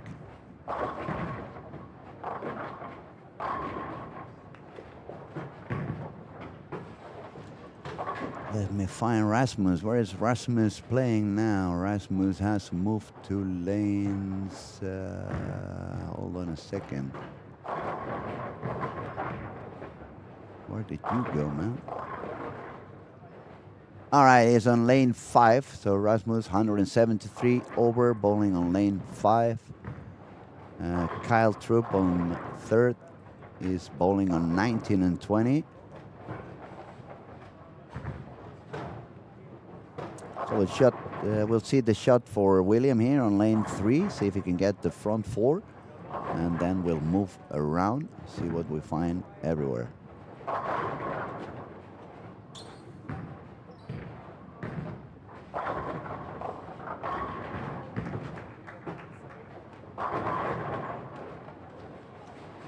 So there's William on lane 3, looking to get his 4th strike in the game.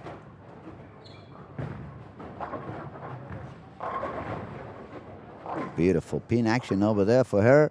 For him, it looked like it could have been a 10 pin, but late action. Front 4 for William Berggren.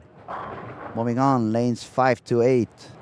Emmanuel Jonsson sitting on the 5th position with 104 over. Emmanuel probably needs 480 something, 490. That should be enough to make the cut. Started okay, 9 spare, triple. And we see Henrik Saar there with 79 over. He needs to go all the way for probably a 510 on the last two to have a fair chance. Same thing we could say on his partner on the lanes now, Karo Hillokoski, also in need for probably 510, 520 on the last two to have a fair chance. So let's move on, see who else we have in here.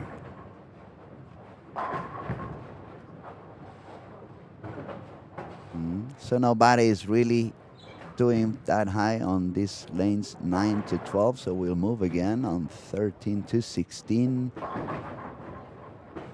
107 over there for Christopher on lane 16. That's another guy who needs to shoot around 480, 490 to get some score that would give perhaps a spot in the final.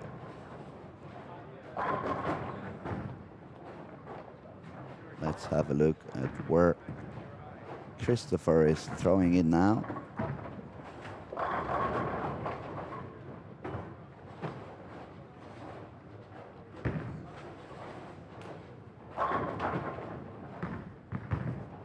Boy, he didn't like it, and I can understand why. He missed the head pin on the left side. That is quite a miss over there. So we move to the right. We see Kyle Trupp spare 4 in a row.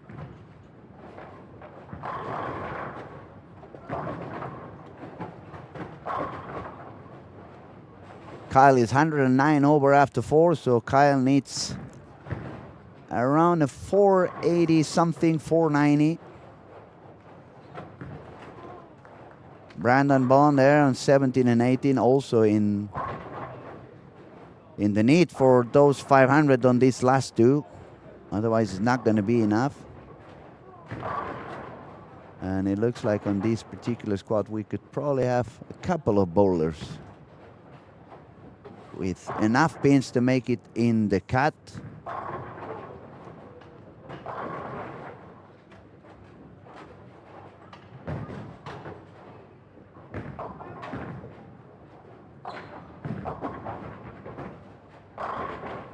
And let me tell you, there is a lot of striking going on again on lanes 3 and 4 for William Berggren, front 6. Same score on the same lane, Niklas Sorensen, front 6. We'll be back there pretty soon. We're just going to take one more look at Kyle Trupp here on lane 20. Kyle's got the spare and 4 in a row. Still throwing the Bionic.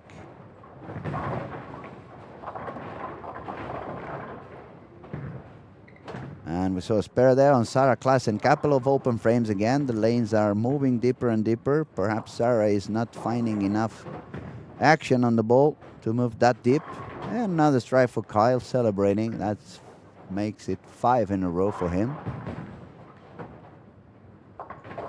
In the meantime, spare and double for Rasmus also on 5 and 6. Rasmus also 173 over. We have the 4 bowlers that are up there. They are doing quite okay on this game. Let's move back out there to see both Niklas and William Berggren on 3 and 4 striking. Front 6, let's see how long can they get that streak.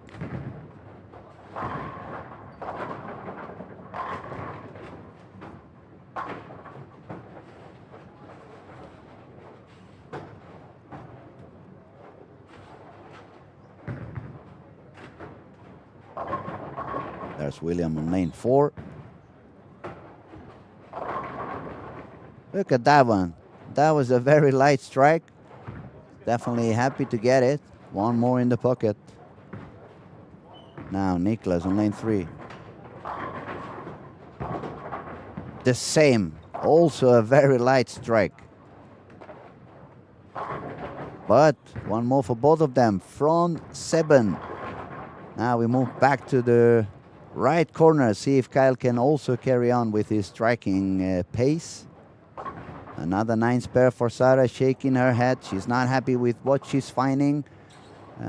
She's 98 over, and she needs to find something to keep that score going up and growing.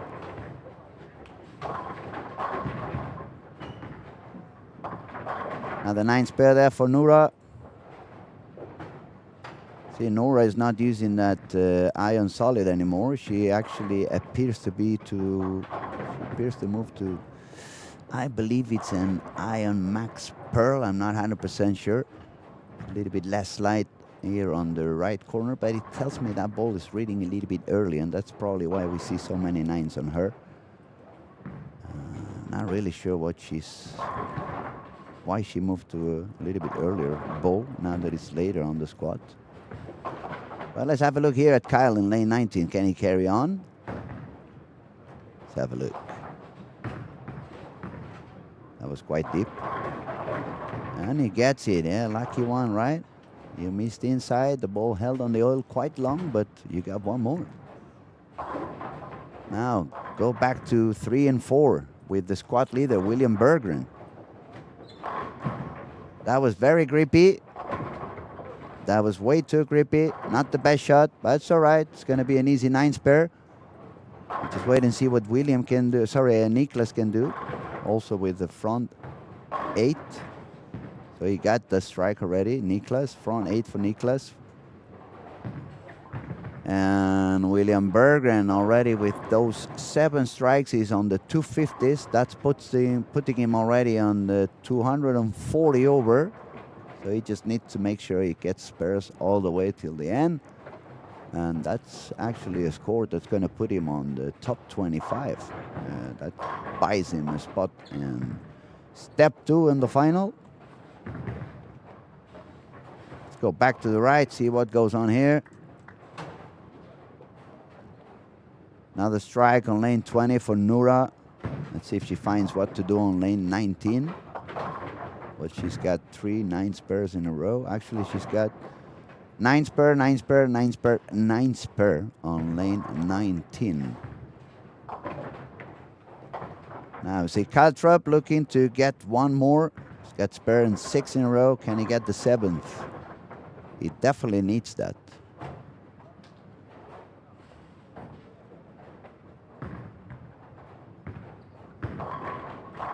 That was very much on the side of the ball, so not the best release over there for Kyle. Gets a little bit upset, but time to calm down.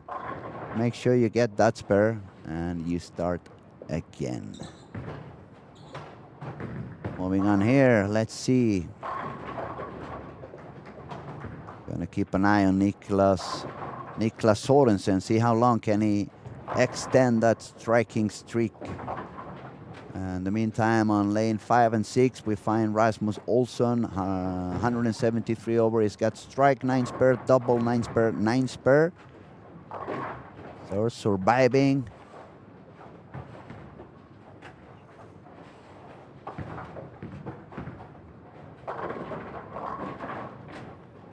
And we see the same thing that we saw before on lane 3 on Noura. It just happened to Nate. He got a little bit stuck on the spare shot. Give away that 9.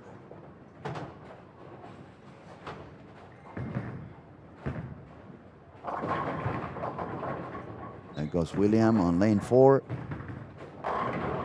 That read very early. Looks like a bit of transition happening already on lane 4.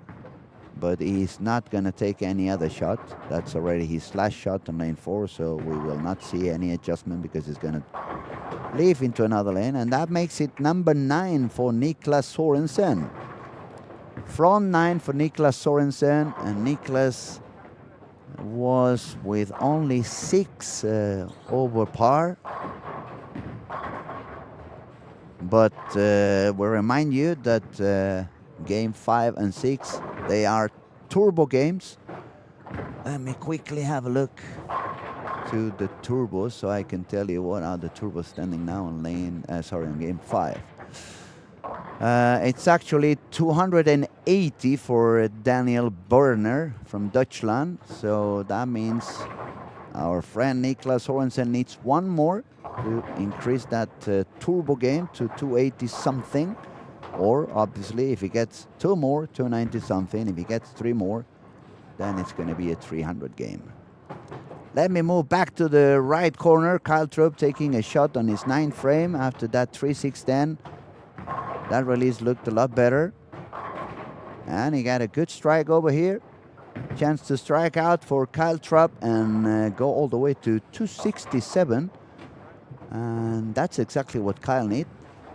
He's on 109 over after 4. I would put him all the way to 176 over. And then he just needs probably a 220 game on the 220 on the last one to stay on 1390 something. Obviously, Kyle's going to try to shoot another 250 to 60 to stay on the 14th 20s, 14th 30s. That could probably give him a spot on top 25. Let's see who's ending quicker. Okay, that was a split and miss for Rasmus Olsson. Currently on the 190s, 3 frames to go for Rasmus. Rasmus has 173 over, so he needs to make 420 more or less in this last 2 games. But we're going to switch back to 3 and 4 because pretty soon we're going to see Niklas ending his game with front 9 over here for Niklas Sorensen on lane 3 and 4.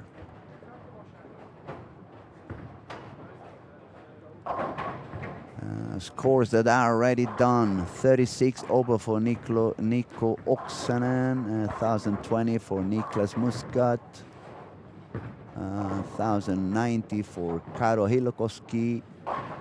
With a strikeout would be 1,090 for Bjorn. Emmanuel, couple of open. Oh, Emmanuel, that was very expensive. Let's have a very quick look on Emmanuel over here.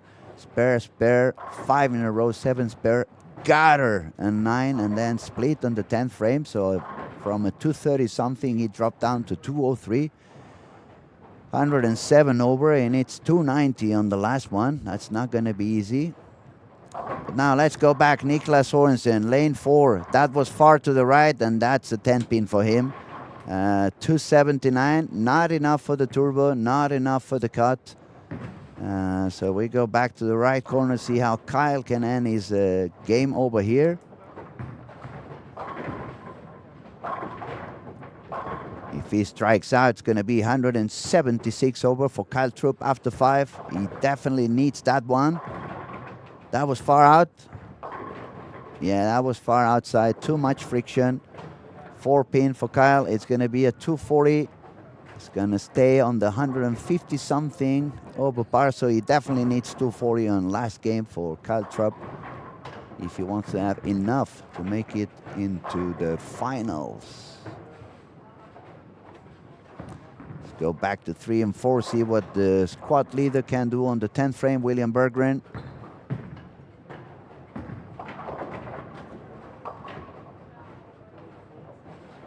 You guys remember, and when he had that shot before, we said it felt like transition was coming on. He had to probably move a little bit in, and since he's still throwing urethane, the ball was a little bit weak there, but it's going to be the 2-8 to spare for him.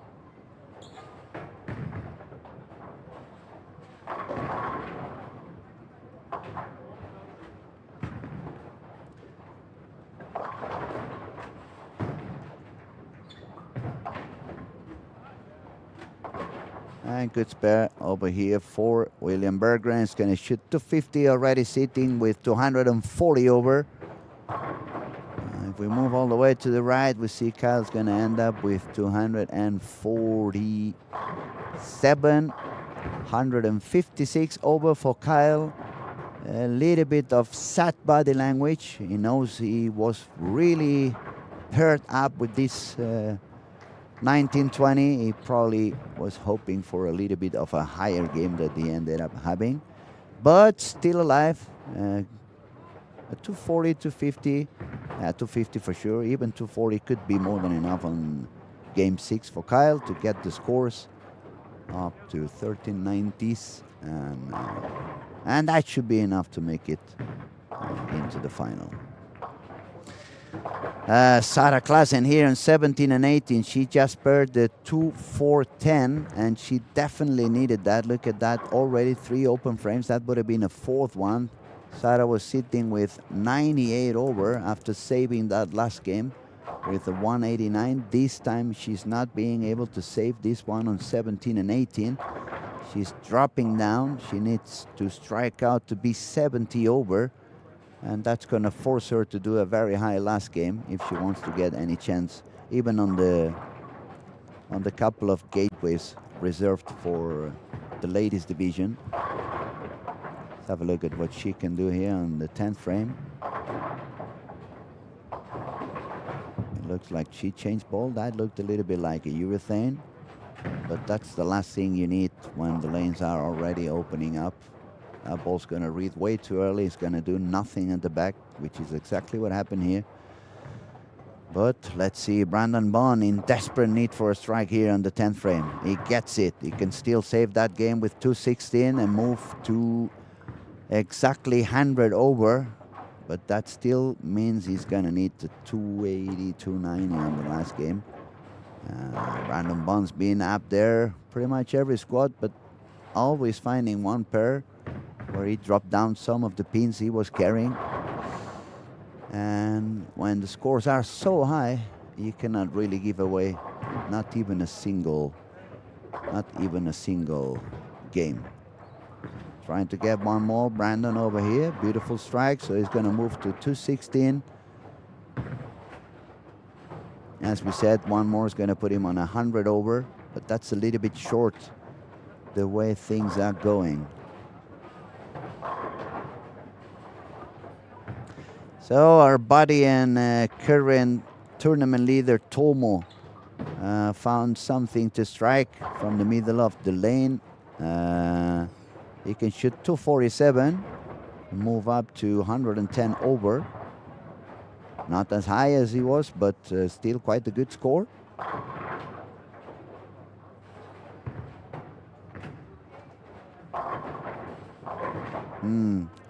10 pin there for Tomo, so 236.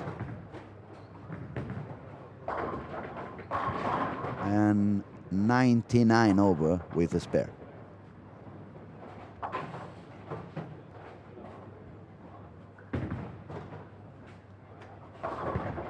So we just have 1 or 2 lanes with 1 frame to go. That means in a couple of minutes we will be back with refreshed scores and standings for this particular squad and see how many bowlers have a fair chance to make enough pins to make it into the final. We'll be right back.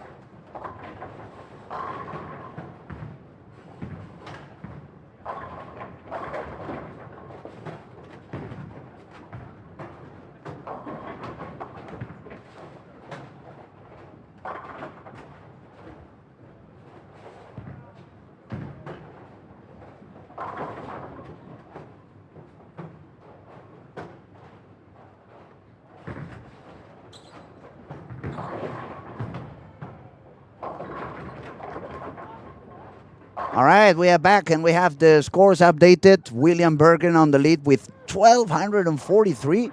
Actually means if he shoots 250, he can be the new leader after, let me count, I think it's already 7 or 8 days with Tomo on the lead. I lost count on how many days we have been here already. It feels so good, it's like you stop counting. Is it Monday, is it Wednesday? Who cares? We are in Olympia Bowling Alley, wonderful food, a lot of bowling, a lot of friends, and that's what really matters.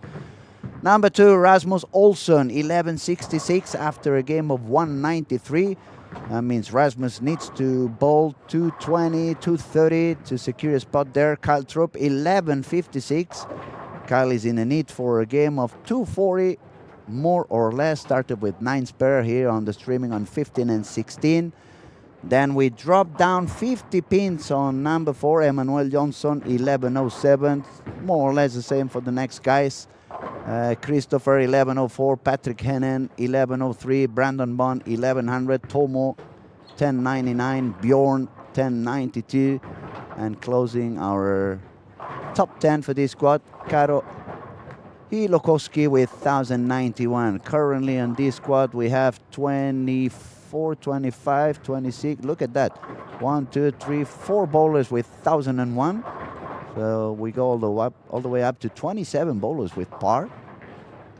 Not bad. And now I'm going to try to locate every bowler who has a fair chance, which is Kyle. We have already on screen here on 15, 16. Then Rasmus Olsson has gone to lanes 1 and 2, strike on frame 1. And our squad leader William has moved to, give me a second, where did he go?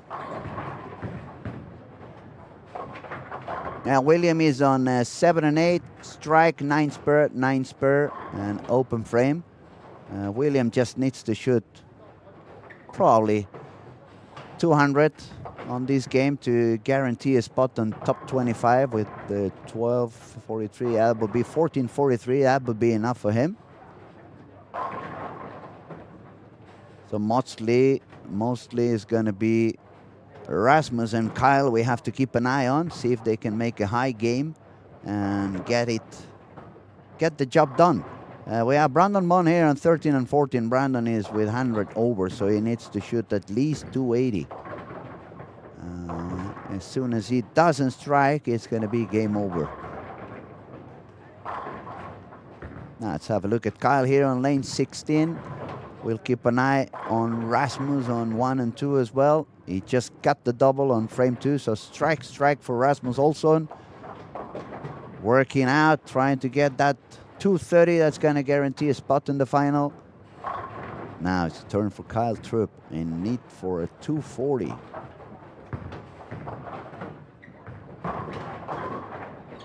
Four pin there for Kyle Trupp on lane 16. The steel is not far from the pocket and the striking area. Let's see if he can fine-tune that small adjustments needed to start striking all the way out.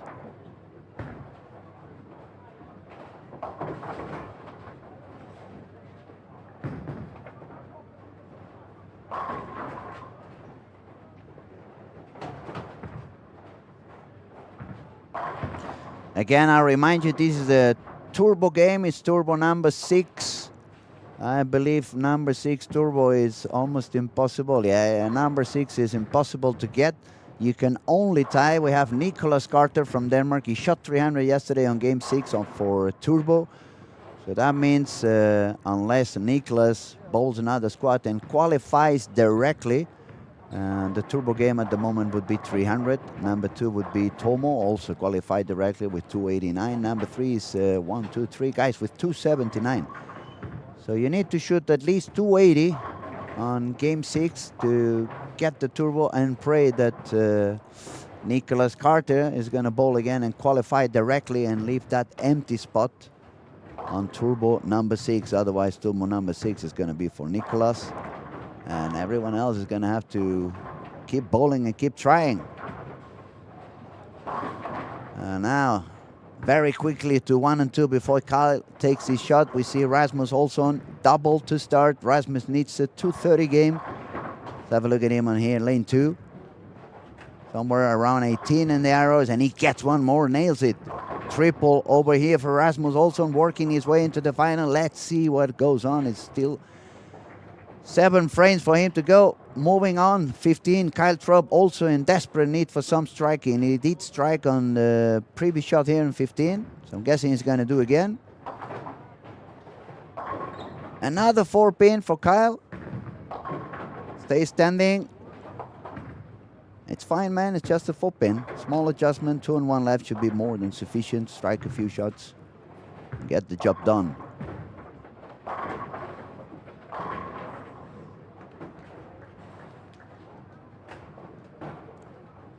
You see also in this pair, Nico Oksanen with front 4. Nico is short to make it in the cut with this squad. It's game over as well for Brandon Bunn, 9 spare here on lane 14. That gives him a maximum score of 1379. That's definitely not going to be enough. 9 spare there for Kyle. Sad body language, but it's still many frames to go, Kyle. You just need a 6-bagger there. And that puts you on the 1390s, nearly 1400s, and that would be enough, so keep going. Back to 1 and 2.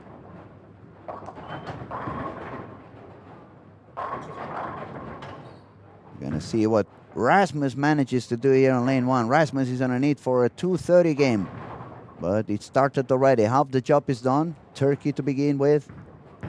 Couple of strikes more put him already on those 30s.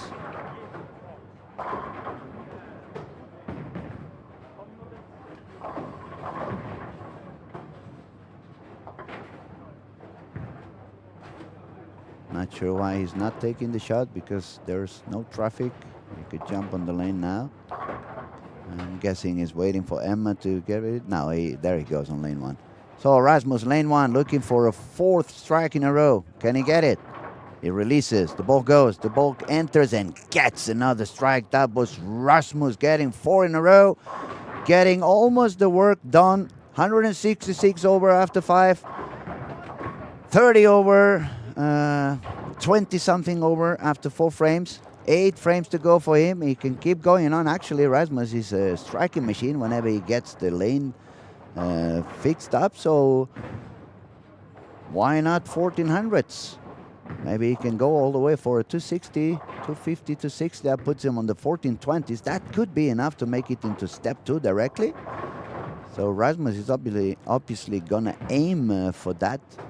Let's move back to Kyle Trupp, 7 spare. Oh, Kyle is now starting to be in a tough position. If he strikes out, it's going to be 246. That will be 1402. So now, couple of shots with no strike for Kyle is game over as well. He will need the ball again.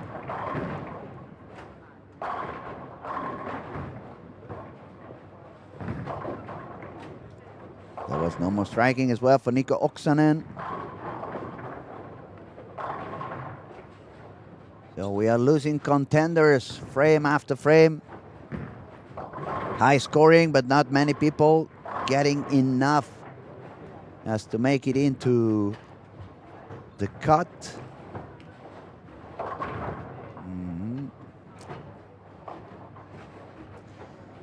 Meanwhile, our squad leader, William Berggren, has no doubles, already thrown 7 frames, strike 9 spare, 9 spare, split 7-2, 7 spare, 8 spare, strike.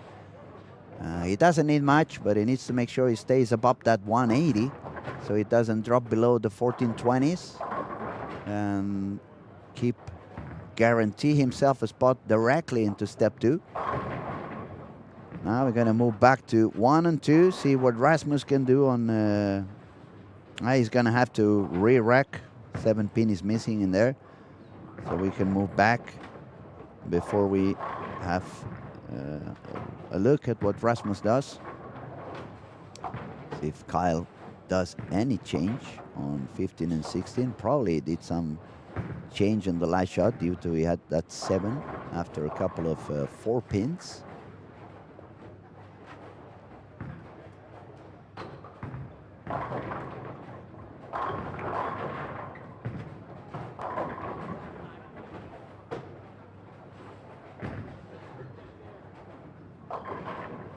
So, Kyle Troop, lane 15, in desperate need for striking.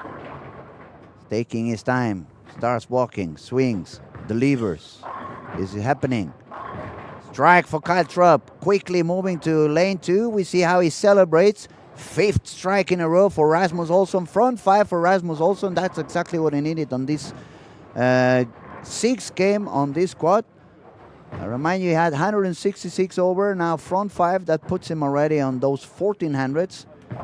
Now what Rasmus needs to do is make sure he gets another 2 or 3 strikes in a row. That would put him on the 1400s and 20s. That should be enough to make it into top 25. Sleep a little longer on Sunday and just show up for the 2nd squad. We see Sara striking a little bit more here on 1 and 2. That was perhaps a little bit far to the right. 10 pin for Sara. Now moving on back here, and Ola, she's found some striking again. She's always doing pretty high on the last games. She just needs to figure out what to do on the first 3 games. Now Kyle, if he doesn't strike, that's it. Lane 16, Kyle Tropp delivers. The ball goes far right. Makes it back. One more strike for Kyle Tropp. He needs to strike out for 246. And a total score of 14-12, which would be short for the top 25, but still, I'm pretty sure Kyle would be happy to know he can find himself already in the final. He definitely needs to strike out on this particular game. Very quick peek on 7 and 8 on the squad leader. He got a double in there, so he's almost on those 190s.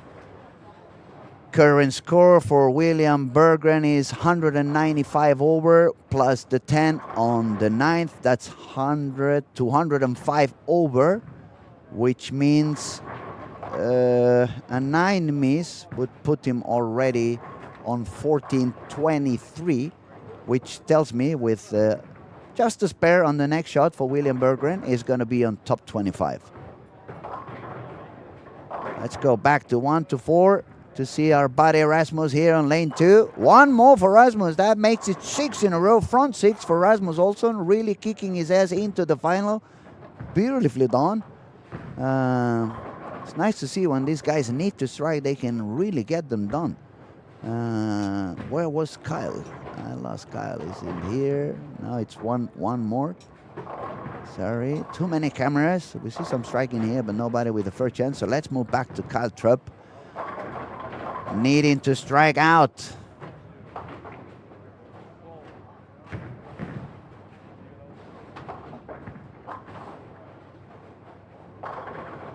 Kyle's definitely taking his time. He's letting other bowlers go in. He wants to make sure he's by himself on the approach. He needs the 100% focus. Now stands on the approach, lane 15. Getting ready to start walking. And he goes, and he swings. Let it go, and that was really deep inside. He could see that. And that's game over for Kyle Trupp and this squad. It's not going to be sufficient.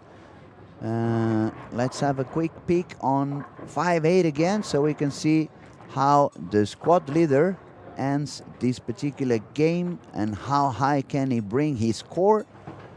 And then we'll move back to 1 and 2 to see how far can Rasmus Olsson actually take his score. Okay, they're ending on the 10th frame, so Rasmus is going to take a shot first. We're going to move to 1 and 2 and see what Rasmus can do on frame number 7. Can he get one more?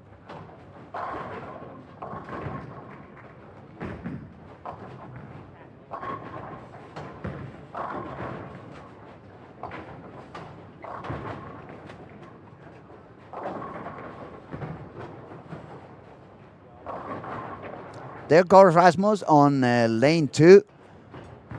Looking to extend the strike streak, get the 7 in a row and keep going up on the scoring pace. Oh, that was a little bit... Yeah, it was a little bit different. Solid 10 over there for Rasmus. Should be a good spare already with 240 something over. That puts him on the 14-15 at the moment.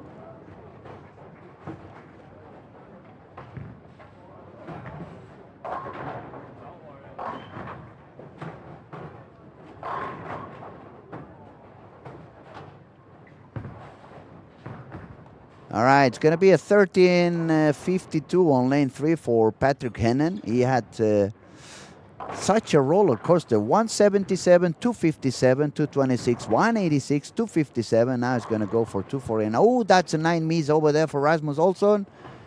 Not very happy about it. Putting himself back into some pressure. Dropping down to 37 over. That's 1403 with strike spare.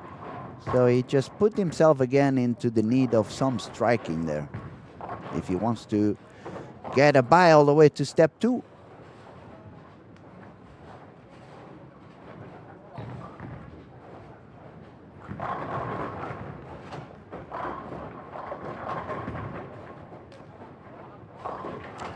So let's make a quick look around. Nate's going to end up with 257, total score 1328. Who else we have here? We have Tomo striking again after a couple of open frames on frame 1 and 2, 7071. That's 7 in a row for Tomo. He can still score 255 and all the way up to 1350. Which is quite okay for such a different squat and traffic from what he experienced on day 1. If we move a little bit further to the left from where we're standing, that's 13 to 16.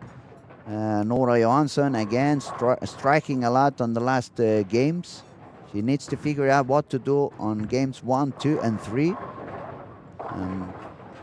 Positive it's not that IQ 78 she's throwing and not changing the way she's been doing so far. Because every squat it's the same thing. 580 or 570 for the first 3, and then the last 2 games she goes for very high. She needs to figure out the fresh yet. Another strike there for Nora, making it look very easy. Brandon Bond, another one is going to strike a lot, but it's not going to be enough. He was 100 over, so even if he strikes out, it's going to be on 1379. That's not enough. Now 9 to 12. Some striking here and there, but nobody with enough scoring to make it into the final. As we can see, the scores are pretty high on the last game. That proves the lane have opened up. More use of reactive, more use of the same area. It's creating a big room on the window of the breakpoint. But no one doing high enough. William Berggren at the end, 189 for a total score of 1432. That guarantees a spot for him on the top 25, directly going into the step 2 in the finals. And it's time to go back to 1 and 4 to see what Rasmus can manage to do to end the game after that 9 Mies. That was a very expensive 9 Mies there for Rasmus. Let's hope he doesn't regret it later on. The striking is definitely there, but every time you miss a pin, you give away a double. So it was finally a 280 for Nora Johansson, 1295. As we were telling you before, turbo on game 6 was 300 for Nicholas Carter. So that means if Nicholas Carter bowls a squat and makes enough pins to jump into the cut, Nora is going to be in position with of the turbo on game 6 with that 280. So that was a very good strike she got on the 12. Opens a gateway, a possible gateway for her to make it into the final. Now she's depending on what Nicholas Carter can do when he bowls again. And if he does, which I don't know at the moment, but I'm betting he will. So let's put our eyes on lane 2. Rasmus Olsson needing another strike. If he strikes out, he can go all the way up to 1433. If he does not strike. Maximum score is 14-13. Not enough to make it into top 25. So he needs this one. And he did not get it. So, wow, wow, wow, wow.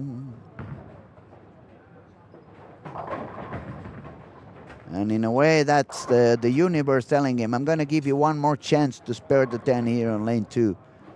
Don't you let it go like you did on the previous one.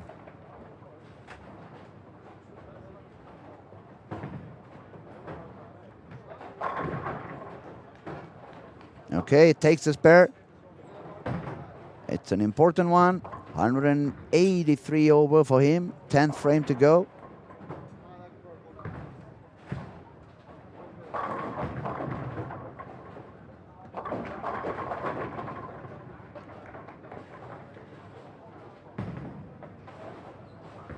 All right, so Rasmus just needs to get a 9 spare. That would be enough for him to guarantee a spot in the final.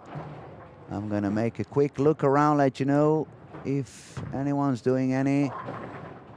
A bunch of 1300s here and there. Quite many games between the 240s and the 250s to end this squad.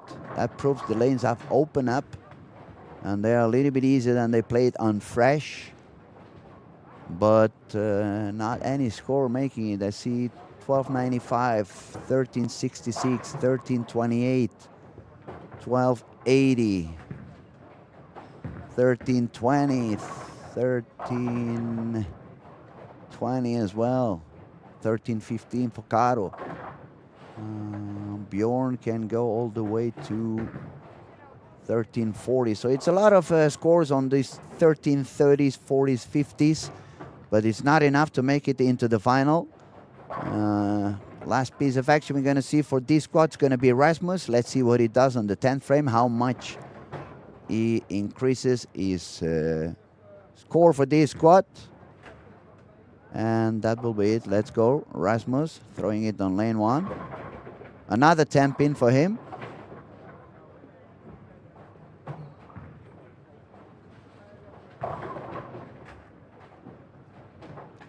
He needs the spare. He needs to make sure he gets the spare on this one. Otherwise, it's 1391, and that would be so close to the edge. Not sure it would be enough. It would be the last one to make it, so he wants to make sure he gets the spare and increase that one close to the 1400s. Because those 2 or 3 pins up and down here are very expensive at the moment. Let me go back to the general standings to let you know. Okay, gets a spare, good for him. That was very important. Otherwise, he would have dropped to 1391. 1391 would have put him on spot 33. But with that spare, he's going to go 10 pins higher. And those 10 pins are going to move him on to position 27. So you see, just by taking that spare, Rasmus is jumping up more than 10 spots in the overall standing. So he definitely needed that spare. Good for him. Got the job done. With the strike, is going to be 14:02. 5 minutes until we get midday here in Helsingborg. We will be back at 1 o'clock with the second squad of the day. There you go with Rasmus. 1401. He wasn't happy. He may think this is not going to be enough, but this is going to be enough. 1400 should be enough. We haven't predicted any higher than that. Nobody predicted 1400 in the cut. The highest prediction so far was 1393 on Fiona. And a very interesting squad we had here in the morning in Helsingborg. We will be back with more action at 1 o'clock with the next squad. Thank you, everybody, for your attention, and we will be back.